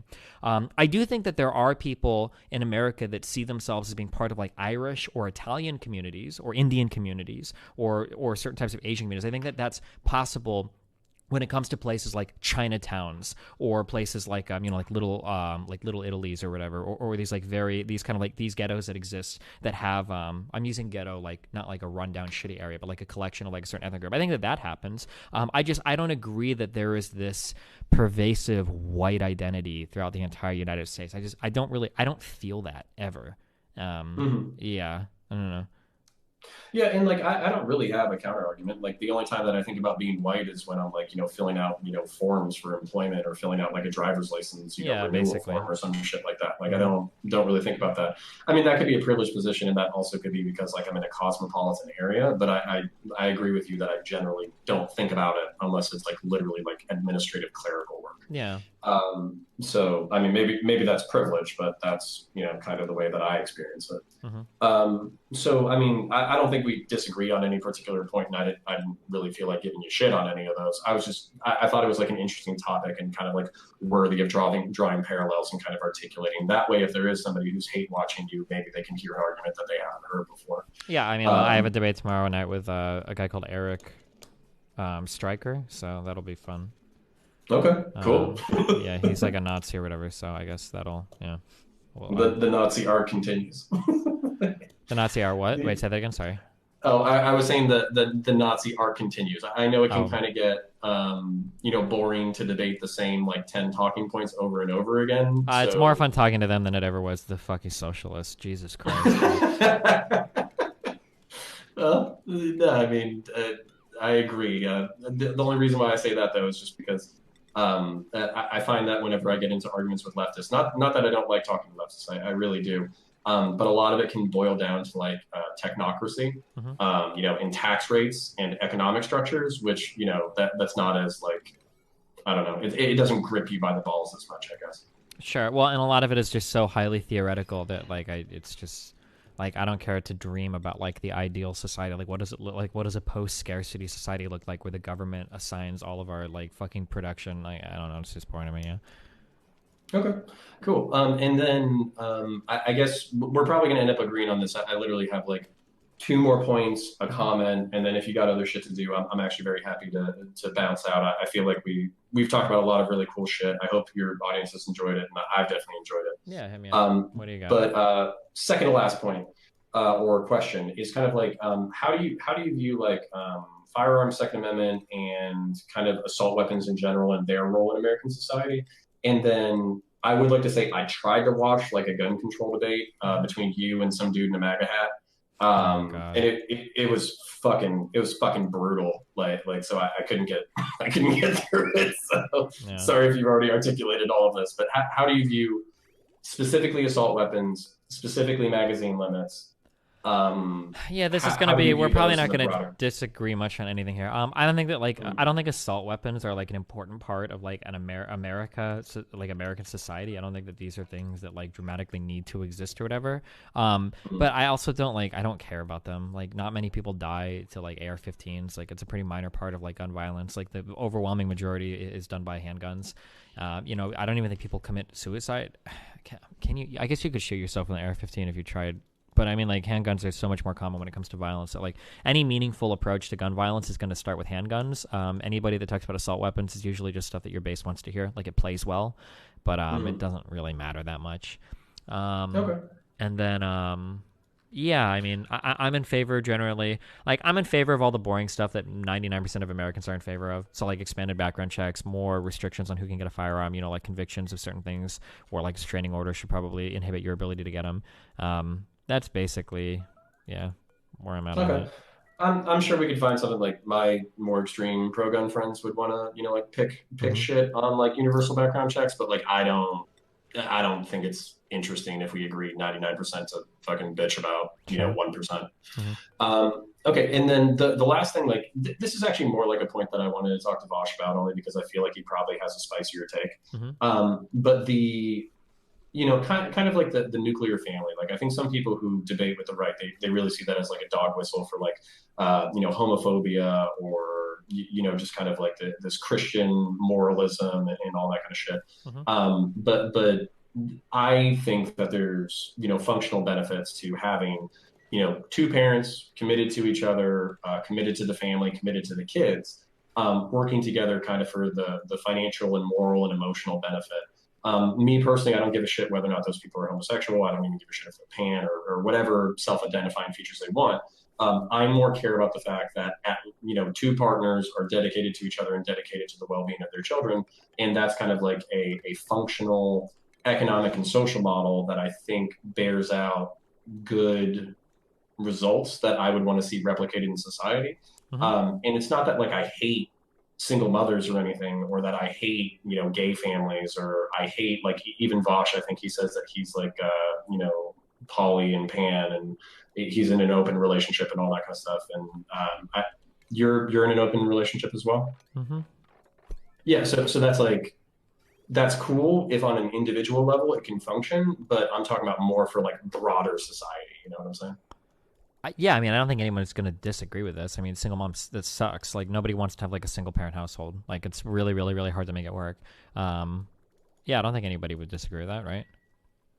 Okay. All right, cool. I don't think anybody champions, like, single-parent households, right? I don't think anybody unironically is like, single-parent households, right? I don't think. I've never heard that before if it is a thing. Well, I think it more comes to like this knee-jerk hostility where anybody who talks about the nuclear family is basically viewed as somebody who's like trying to dog whistle about, one man, one woman, white picket fence, two kids, nuclear family doesn't usually imply like two-parent household where people can take care of kids. Nuclear family, usually when it's used, is implying like women must stay at home and gay people can't be parents. Like that's generally what we're talking about when we talk about like the nuclear family. I mean, if you're cool with like gay people being parents, as long as it's like a 2-parent household, I mean, I don't think many people disagree with that or have much of an issue with it.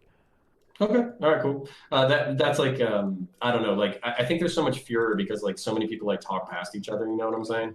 Like, whenever somebody brings up nuclear family, you know, I think those like dog whistles are like immediately heard. And then, you know, when people are like defending single mothers, they're like, my single mother worked her fucking ass off. And like, I turned out fine and all that kind of shit. So it becomes like very emotional and very personal, like very quickly.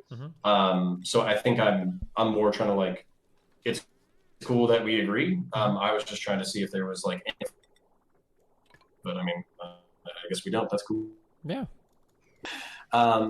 And then I'm actually pretty good with signing off, but it's just it's something that I wanted to bring up because I kind of noticed it through the pattern of your work that I've consumed so far. I'm kind of like a recent fan, and I wanted to thank you for the opportunity for having me to come hang out and shit. Like I really do appreciate it, even if we didn't scream at each other. Sure.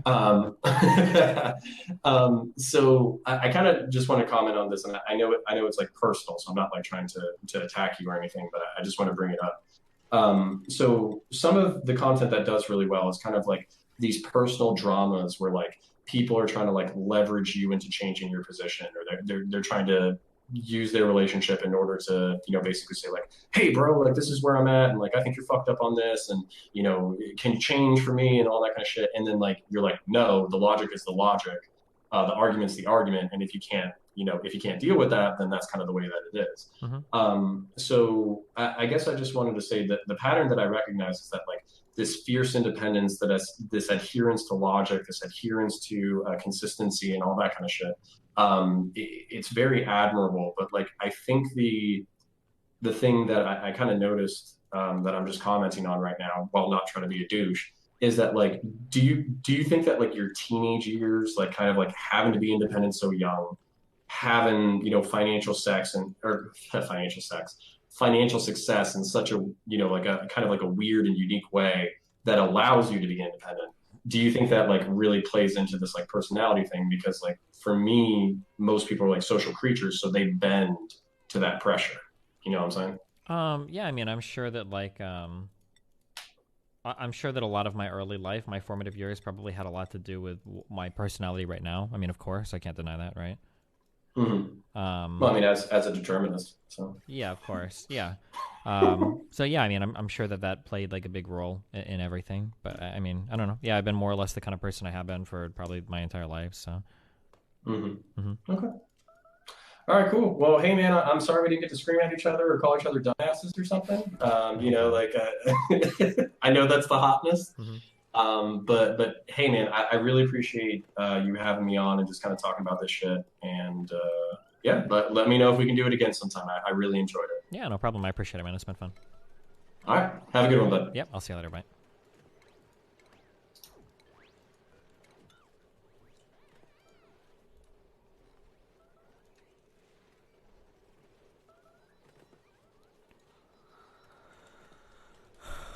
Okay, well, my duders. Pete to drop out, Mayor Pete to drop out for a promise of administration positions. So a corrupt, smoke-filled backroom deal. These backroom deals are not corrupt or smoke-filled. It's pretty common. Hillary Clinton was the Secretary of State for Barack Obama, which is arguably the highest position you can have in that administration. Ben Carson is the Housing and Urban Development Director for fucking Donald Trump. There's another candidate that got a position too. These are not unique to fucking Biden. It's pretty common, but okay. Also got Beto O'Rourke. They trotted him out there to endorse Biden to help Biden in Texas, and it looks like that actually did help Biden in Texas, the one place Beto's liked. Endorsements are common. It happens. Like, people get endorsements. The Bernie crowd apparently didn't know this and didn't go after any endorsements. Biden did. It's pretty common for it to happen, but okay. It's Texas. And that coalescing of the establishment and all of the, the behind-the-scenes movements and chess pieces moving into place. Some people call that politics. And that's fine if that's your perception of politics, backroom deals. That's fine. My perception of politics is... These weren't backroom deals, though. It's pretty clear what's going on. That's why somebody even as fucking clueless as you can pretty clearly see what's going on. These aren't backroom deals. These are pretty blatant, pretty clear, pretty obvious, and it's just kind of how politics works. You would probably do well to learn that if you want to be politically effective in the future. Is how do we help the people, and how do we fix problems? How do we implement policies that help people? That's my idea of politics, because I'm an outsider. I'm a simple man. Well, no, your idea of politics is literally standing the fuck out of a single candidate and doing that for the entirety of your life. You don't actually care about politics or the acquisition of political power, because nothing you do has anything to do with political effectiveness. It's just cheerleading a certain particular candidate. And I want to fix problems. I want to make this country better. If your idea of politics is backroom deals, okay, fine. It is what it is. But the fact that if the field stayed fractured, Bernie Sanders won this race. He won this race. That's something that I can't get over. I cannot get over the fact that the establishment coalesced, spit in the eye of their own damn base, their own Democratic base, progressive base. They didn't spit in the eye of anybody. If more moderates had more support than Bernie Sanders, who is very left-leaning, had support, then it sounds to me, if anything, coalescing would be recognizing the will of their base rather than playing against it. If 70% of people support moderates and 30% of people support hard progressives, then it sounds to me like the will of the base was not for Bernie. And now they're going to turn around and be like, why don't you vote for our guy? I think our guy's right here, bro. Trump's bad, bro. He's right here, bro. Our guy. So they're disrespectful to the left. They compare us to Nazis, brown shirts. They compare us to authoritarian lovers, dictator lovers. They say we're, pie in the sky, naive, stupid. They call us every bad name in the book. Bernie bros, sexist, racist, all that stuff. They call us every bad name in the book. They have to get together in smoke-filled back rooms to cut deals to prop up Biden's carcass, and then they're going to turn around and shame us if we don't fall in line for Biden. I'm not playing this game again, guys. We played this game in 2016. I told you guys, I'm in a safe state. I'm in New York, so I'm voting third party. But if I was in a swing state, I would suck it up and vote for Hillary. I'm not playing that game this time around.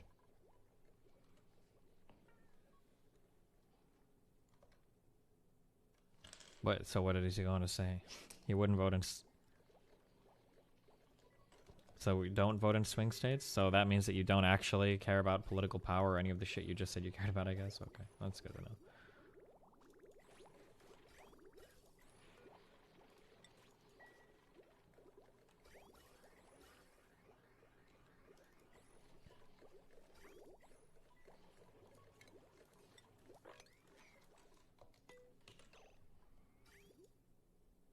He said suck it up and vote Biden in swing states? Did he say that? It's not what it sounds like here, but maybe he said something later.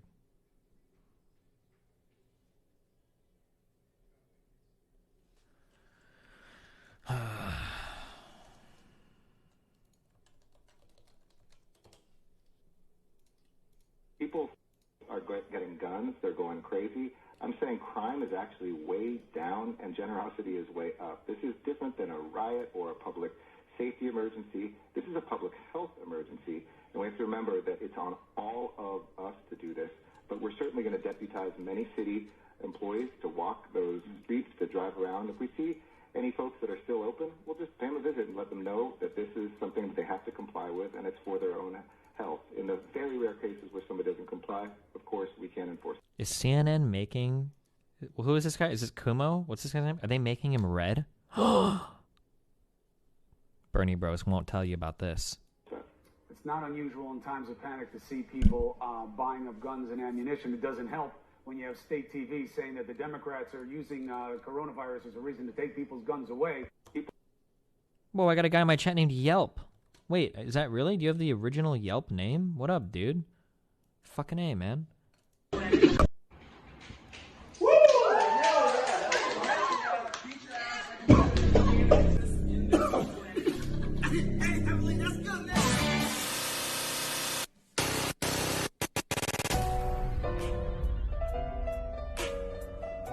wash your hands.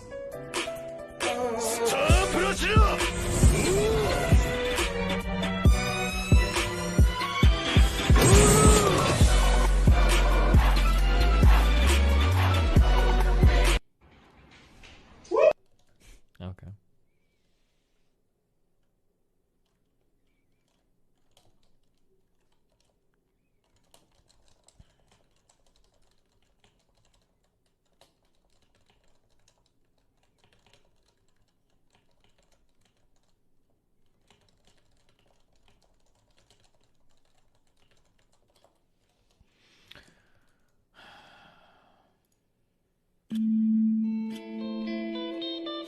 This is so stupid.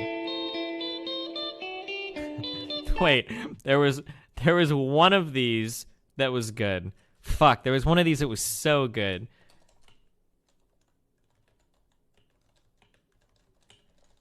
Fuck.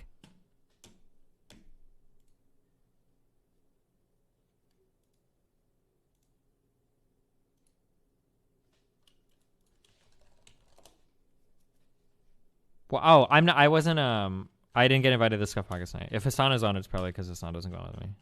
Sorry. God damn it. There was one where it was like when your girlfriend asks you to pass the salt daddy, and then your dad looks at you or some shit. Fuck, what was it? Does anybody know what I'm talking about?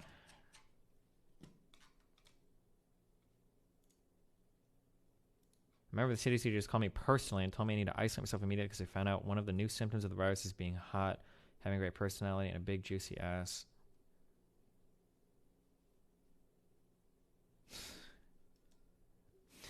This is dumb as fuck.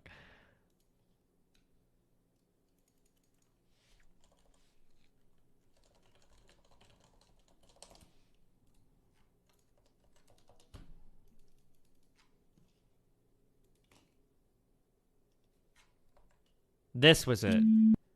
This was an okay meme.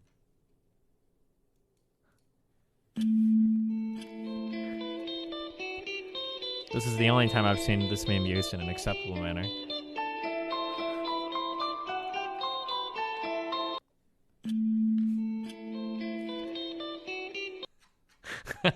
Okay.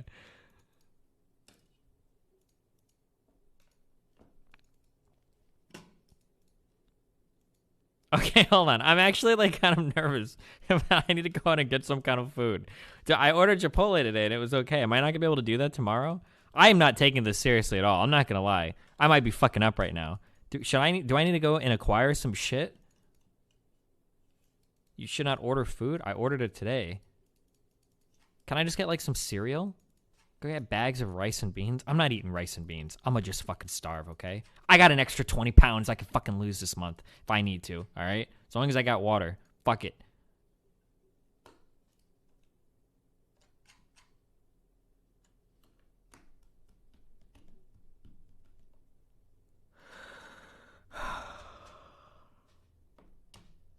If I want to go get like groceries, can I get like cereal and...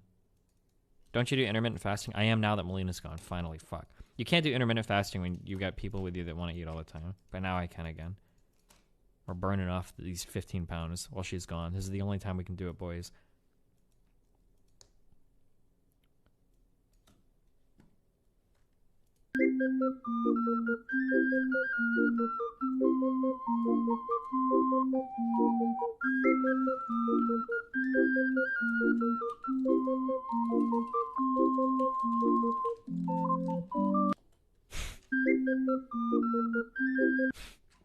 Okay. This is the full Kyle video.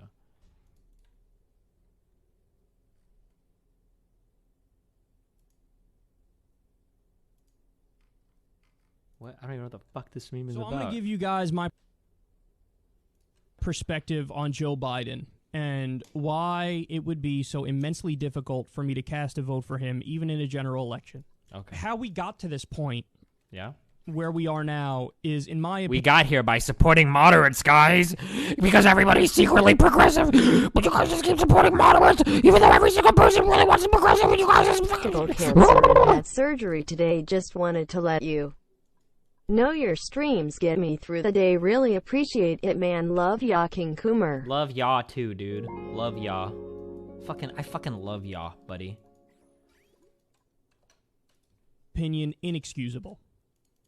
And what I mean by that is the race was fractured. It was fractured from day one. It was looking like it'd be fractured through the whole thing. It was looking very similar to the 2016 Republican primary. And Joe Biden required help from all the king's horses and all the king's men of the establishment. He needed Barack Obama to make a phone call, get Amy Klobuchar and a defiant Mayor Pete to drop out for a promise of administration positions. So a corrupt, smoke-filled backroom deal. They also got Beto. Politicians should never talk to each other, ever. Candidates should never be helped by the party. It's not fair. Everybody should be fighting on their own. You know what he is? Do you know who Kyle Kulinski is right now? Are you ready? Kyle Kulinski right now is the Yasuo player that goes top and fucking feeds. Because 3 people went up to kill him, and then he types into all chat, took you 3 ults to kill me, you fucking losers. That's who Kyle Kulinski is right now. Why are you guys working together? It's not fair. Everybody needs to go it alone like I do.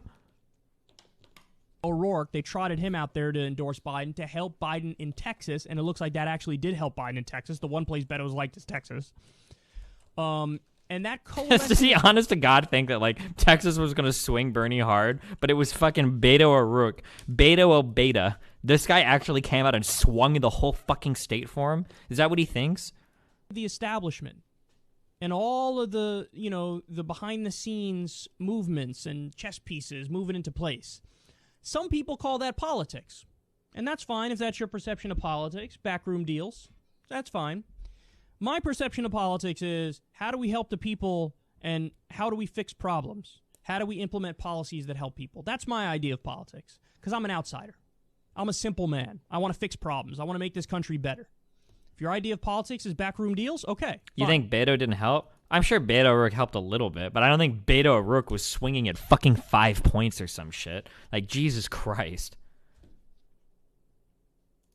It is what it is. But the fact that if the field stayed fractured, Bernie Sanders won this race.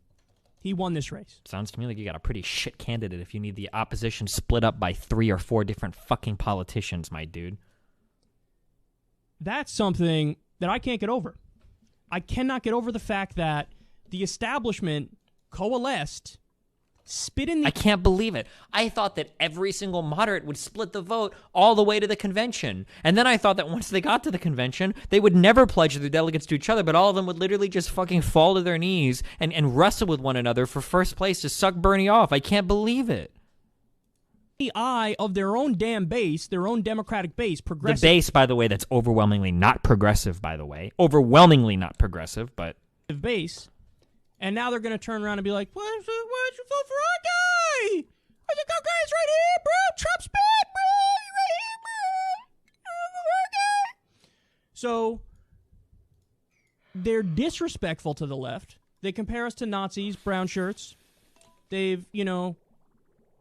compare us to authoritarian lovers, Hey Boomer, did you ever lovers. Consider running for mayor in a small town we're, and streaming pie it? in the sky, You might have a shot. Stupid. Also, they call can you us every stream bad me? name in the You book. hours we're all on Bernie quarantine Bros, here, and I sexist, need my dose of autism. Okay. Compare us to Nazis, brown shirts. They compare us to authoritarian lovers, dictator lovers. They say we're, pie in the sky, naive, stupid. They call us every bad name in the book. Bernie Bros, sexist, racist, all that stuff. They call us every bad name in the book. All the bad names. They have to get together in smoke-filled back rooms to cut deals to prop up Biden's carcass. Smoke-filled. And then they're going to turn around and shame us if we don't fall in line for Biden. So many I'm not smoky playing this rooms. game again, guys. We played this game in 2016. So many I told you backdoor guys, deals. I'm in a safe state. I'm in New York, so I'm voting third party. But if I was in a swing state, I would suck it up and vote for Hillary. I'm not playing that game this time around. So, Bloody Monday was something that I couldn't forgive Meanwhile, rat-faced Pete, Snake Warren.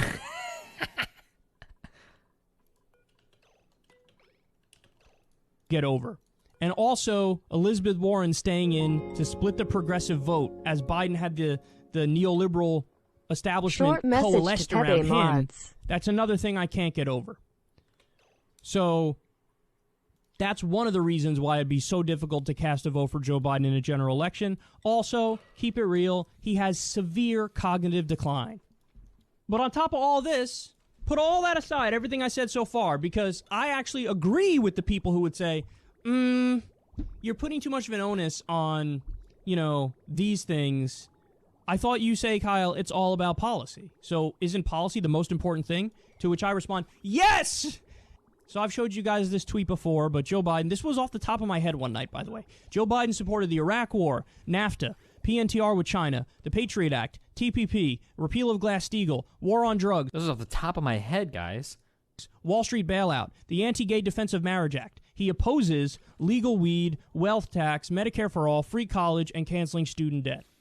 So, he's the same as Trump, guys.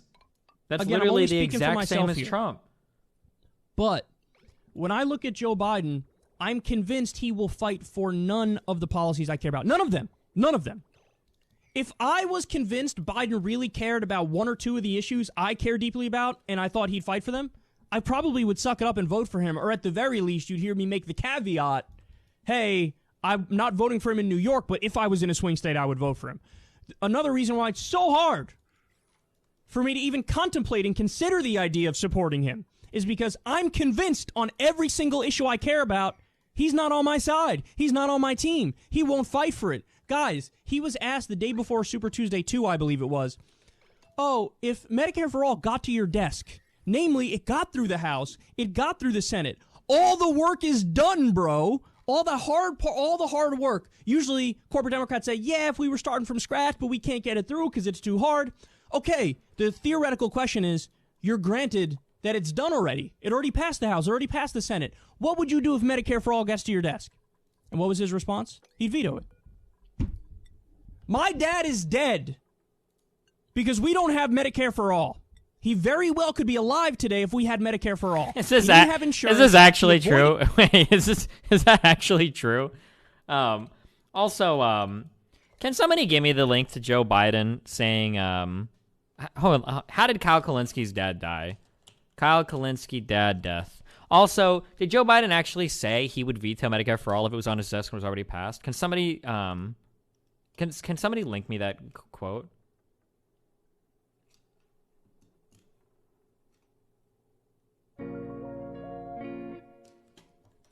As a true progressive. My dad didn't have health insurance, so he went to the chiropractor instead of the doctor for back pain? I'm sorry, bro. Sounds like your dad was just a dumb fuck. I don't think this had anything to do with Medicare for All, bro. What the fuck? Chiropractors aren't fucking free. That shit. Well, hold on. I might be talking about ass right now. Maybe it's different in some states. Generally, going to chiropractors is pretty expensive, though. Or is that different in some places? Does anybody know that? Or is it, like, super cheap in some places?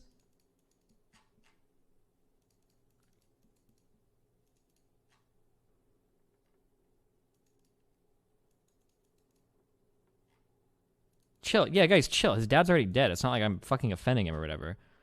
Getting too personal? Dog, I'm sorry. If you go to a chiropractor, legitimately, you're fucking so stupid. Like, health insurance or no health insurance. Chiropractors are dumb as fuck. Chiropractic science is literally not. It's not a science. A chiropractor doesn't go to med school. They don't have a medical degree. Like, this is like saying, like, my dad spent $100 to go to somebody to do acupuncture and then he died of cancer. We need Medicare for all. What the fuck kind of stupid fucking argument is that? Is this the dead dad that he constantly falls back on to invoke? Like, you realize, like, Biden literally lost, like, his entire fucking family, too, right? Like, this is a guy who's, like, fucking, lost his wife and, like, 2 of his fucking sons? And you're gonna try to invoke your dumbass fucking dad that threw his life away to a fucking chiropractor to make an argument for Medicare for all? How fucking stupid are you? What a fucking moron. Anyway, does anybody have the link to Joe Biden saying that he would actually, like, not sign Medicare for all if it's on his desk? I'm serious. I want to hear that. I want to hear that speech. I'm curious if it's taken out of context or anything.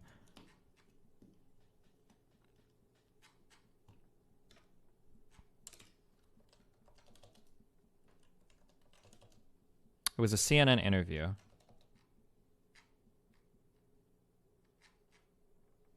Fuck, hold on.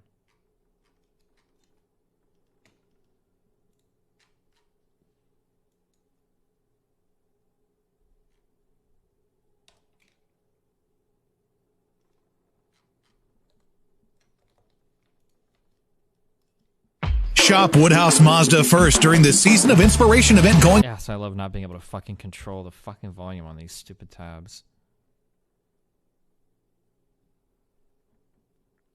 Please kill yourself. You're a dumb fuck who's insulting dead people. Go fuck yourself.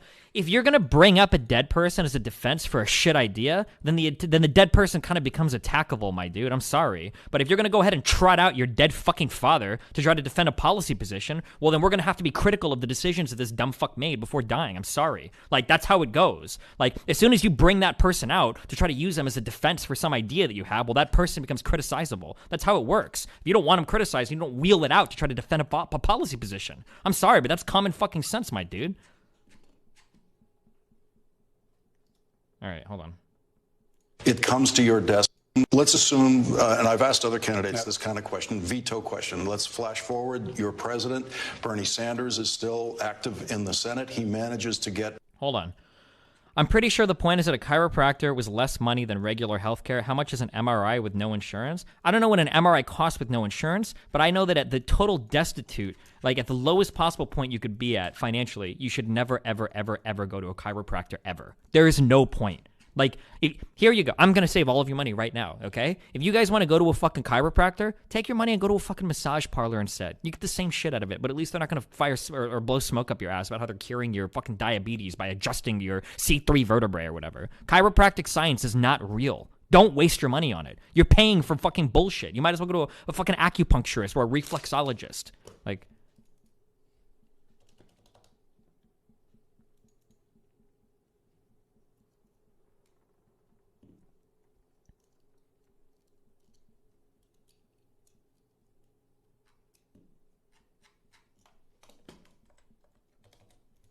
Medicare for all through the act.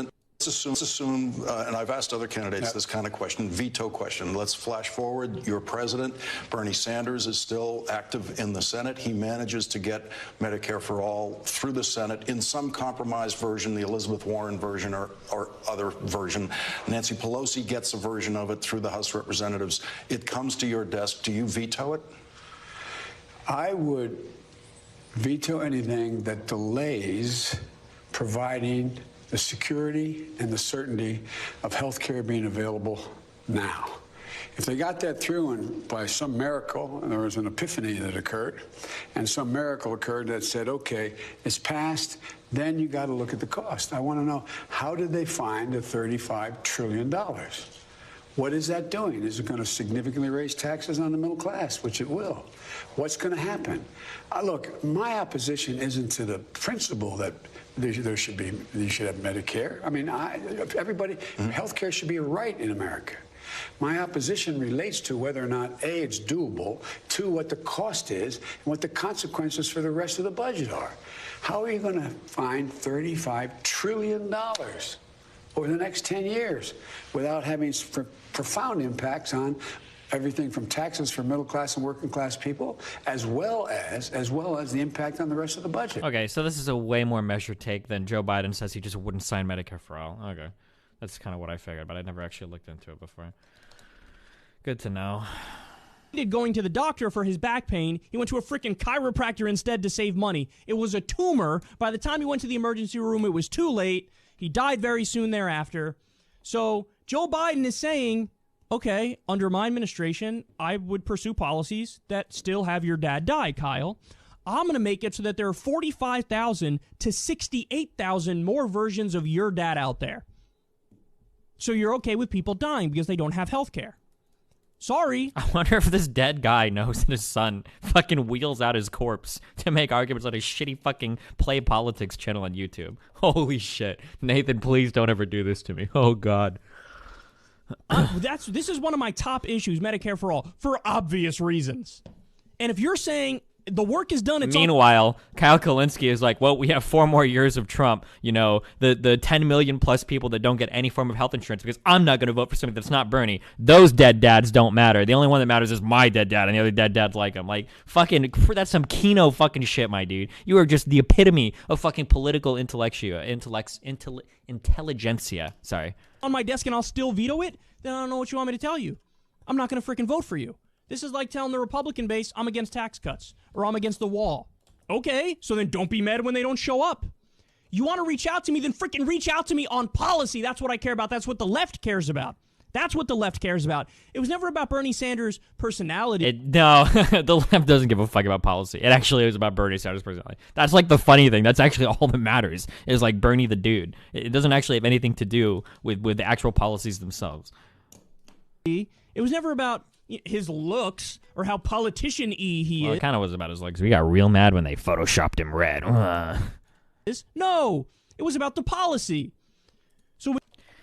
And you were mad about people saying you should have aborted your son, go kill yourself, you just assaulted a ducking poor person, please end your life. Are you on a phone typing to me? First of all, I don't wheel my son out to defend my policy positions. I don't need to do that. If I were to start bringing out Nathan as like evidence of like, well, we need to do this because my son, blah, blah, blah, blah, blah, then sure, then you can go ahead and attack him all you want. I don't think I've ever like used my son as a defense for like, this is why abortion should be like legal or some shit. I don't know, it's fucking weird. Like, I don't know how you think that's comparable, but. I don't get your counter argument against him invoking his dead dad. Americans are stupid, so they will make stupid decisions like going to a chiropractor if it costs less. Yeah, dog. If you go to a chiropractor, it's because you're a fucking moron. You want some real hot facts? You want me to give you some? You want me to spit you some fucking lava fucking facts right now, dude? I'm about to melt your fucking mind. Here you go. And here's the fucking sad thing. Chiropractors oftentimes are covered by fucking insurance plans. So you know what? If this guy's dad had Medicare for all, maybe he still would have went to a fucking chiropractor, and maybe he still would have died to fucking cancer. Like, as shit as it is, alternative medicine sometimes are indeed covered by fucking insurance, so. When you tell me I'm going to veto the bill you care most about, even if all the work is done, okay, then I'm not showing up for you. It's that simple. That was the straw that broke the camel's back with me, but I'm convinced he wouldn't fight for any of the issues that I care deeply about. So, now having said everything that I've said to this point, man, I get it. Donald Trump is genuinely really bad. Duh. That's the easy part. I would never vote for Trump in a million years. So I'm going to propose a deal with Joe Biden. It's such a shit. Like, it's such a shit story too. Like, I even have a personal better story for this. For like, I remember when I went to go and get biopsies done on my body, on my moles or whatever, just because I do that because I'm 30, whatever. I'm aging and I don't want to fucking die to cancer. When I went to get biopsies, I remember the doctor recommended, hey, you have a mole on your back that we should biopsy this mole. It looks a little bit concerning. However, if you don't have money for it, well, you're kind of fucked. You can't get the biopsy. Like, that's an example of a story where it's like, oh shit, like I literally, like if I didn't have the money today to pay for a biopsy, I would just not know if I had fucking cancer growing in my back, right? The idea that like, well, this guy went to like alternative medicine over and over and over again. Oh God. If Medicare for all existed, maybe Steve Jobs would still be alive, guys. His campaign and with the establishment. So this way you can't turn around. I mean, they'll still do it, by the way. If Joe Wait, what? Serious? So my father, he smoked heavily his whole life. He died at the age of 56, okay, from lung cancer. And the cancer metastasized all over the place. Now, he's one of those guys who has this belief system that I totally disagree with. I always have. The idea that you never go to a doctor. Okay, you don't trust doctors, you never go to doctors, yada, yada. Well, that was problem number one. I hate online politics, dude. I hate all of these cancerous fucks, man. Jesus Christ. If there's one thing he inherits from his dad, I fucking pray to God. What a worthless fucking slimy fucking Weasley rat-faced fucking snake piece of shit. Oh my God, dude. Fuck, I'm done. Okay, we're done with this video. I hate this guy. God, he's such a fucking sleazeball fuckboy. I just want to play League of Legends. I hate online politics. I hate all these fucking people in this dumbass fucking realm. All these people that tell you to read theory, that don't even open a goddamn fucking news article, let alone a Wikipedia article, let alone a fucking study, let alone any of the books they tell you to constantly read. Like, none of them actually believe in any of the shit they say. They just say whatever the fuck they think their YouTube subs want to hear. They just wheel out whatever fucking politician is the most popular dude at the time to their fucking viewers. They don't vote at the end of the day. They don't give a fuck about any of the policies in the day. They're all fucking millionaires because they make all this money off their goddamn channels and PayPals and fucking Patreons and shit anyway. I hate all this fucking world. It's so gross. Online politics is such a fucking shit show of like dishonorable, disgusting fucking cunts. Oh my god. I just want to play Doom. Where is it? Download queued. Oh fuck, I can't because Mr. Moon is goddamn sleeping.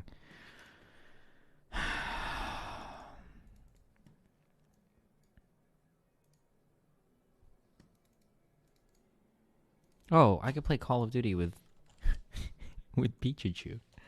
Hey, wake the fuck up. I need to go out and see if I can get... I need to get groceries. I don't know if I'm going to be locked in my goddamn apartment. Oh, wait, she's already queued. Fuck, she's probably already got people. Never mind.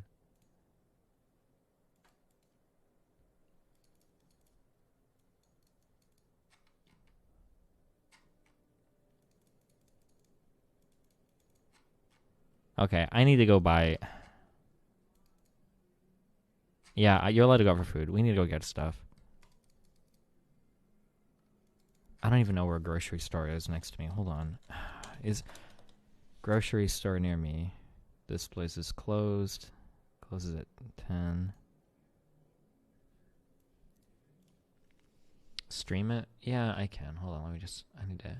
It's like, CVS? Is that place open?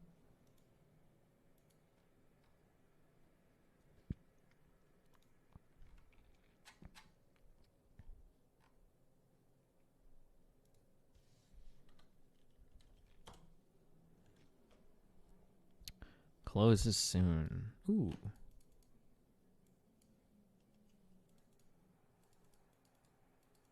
Wow, Valky, thanks for the tier 3 supper, buddy. Meme. Okay, what was I... El Duderino.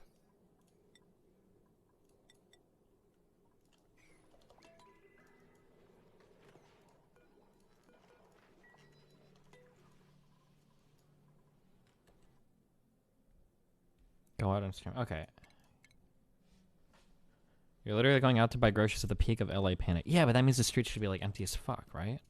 How many rolls of toilet paper you got? I don't know, like 7? I should have. It's plenty. I'm fine.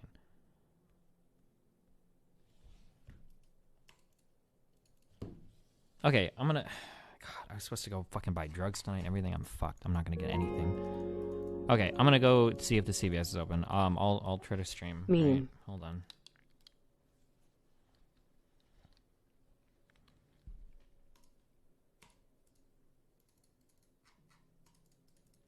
Will you come back and stream? I'll stream when I drive out, okay?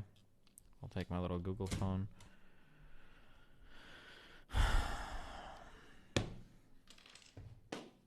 Legendary stream. This isn't going to be legendary. It's going to be me walking into a store, getting like a half gallon of milk and like 6 boxes of cereal, and then coming back. That's it, okay? I'll be right back. 1 second. Alright, I'll start streaming in like a few minutes when I get outside.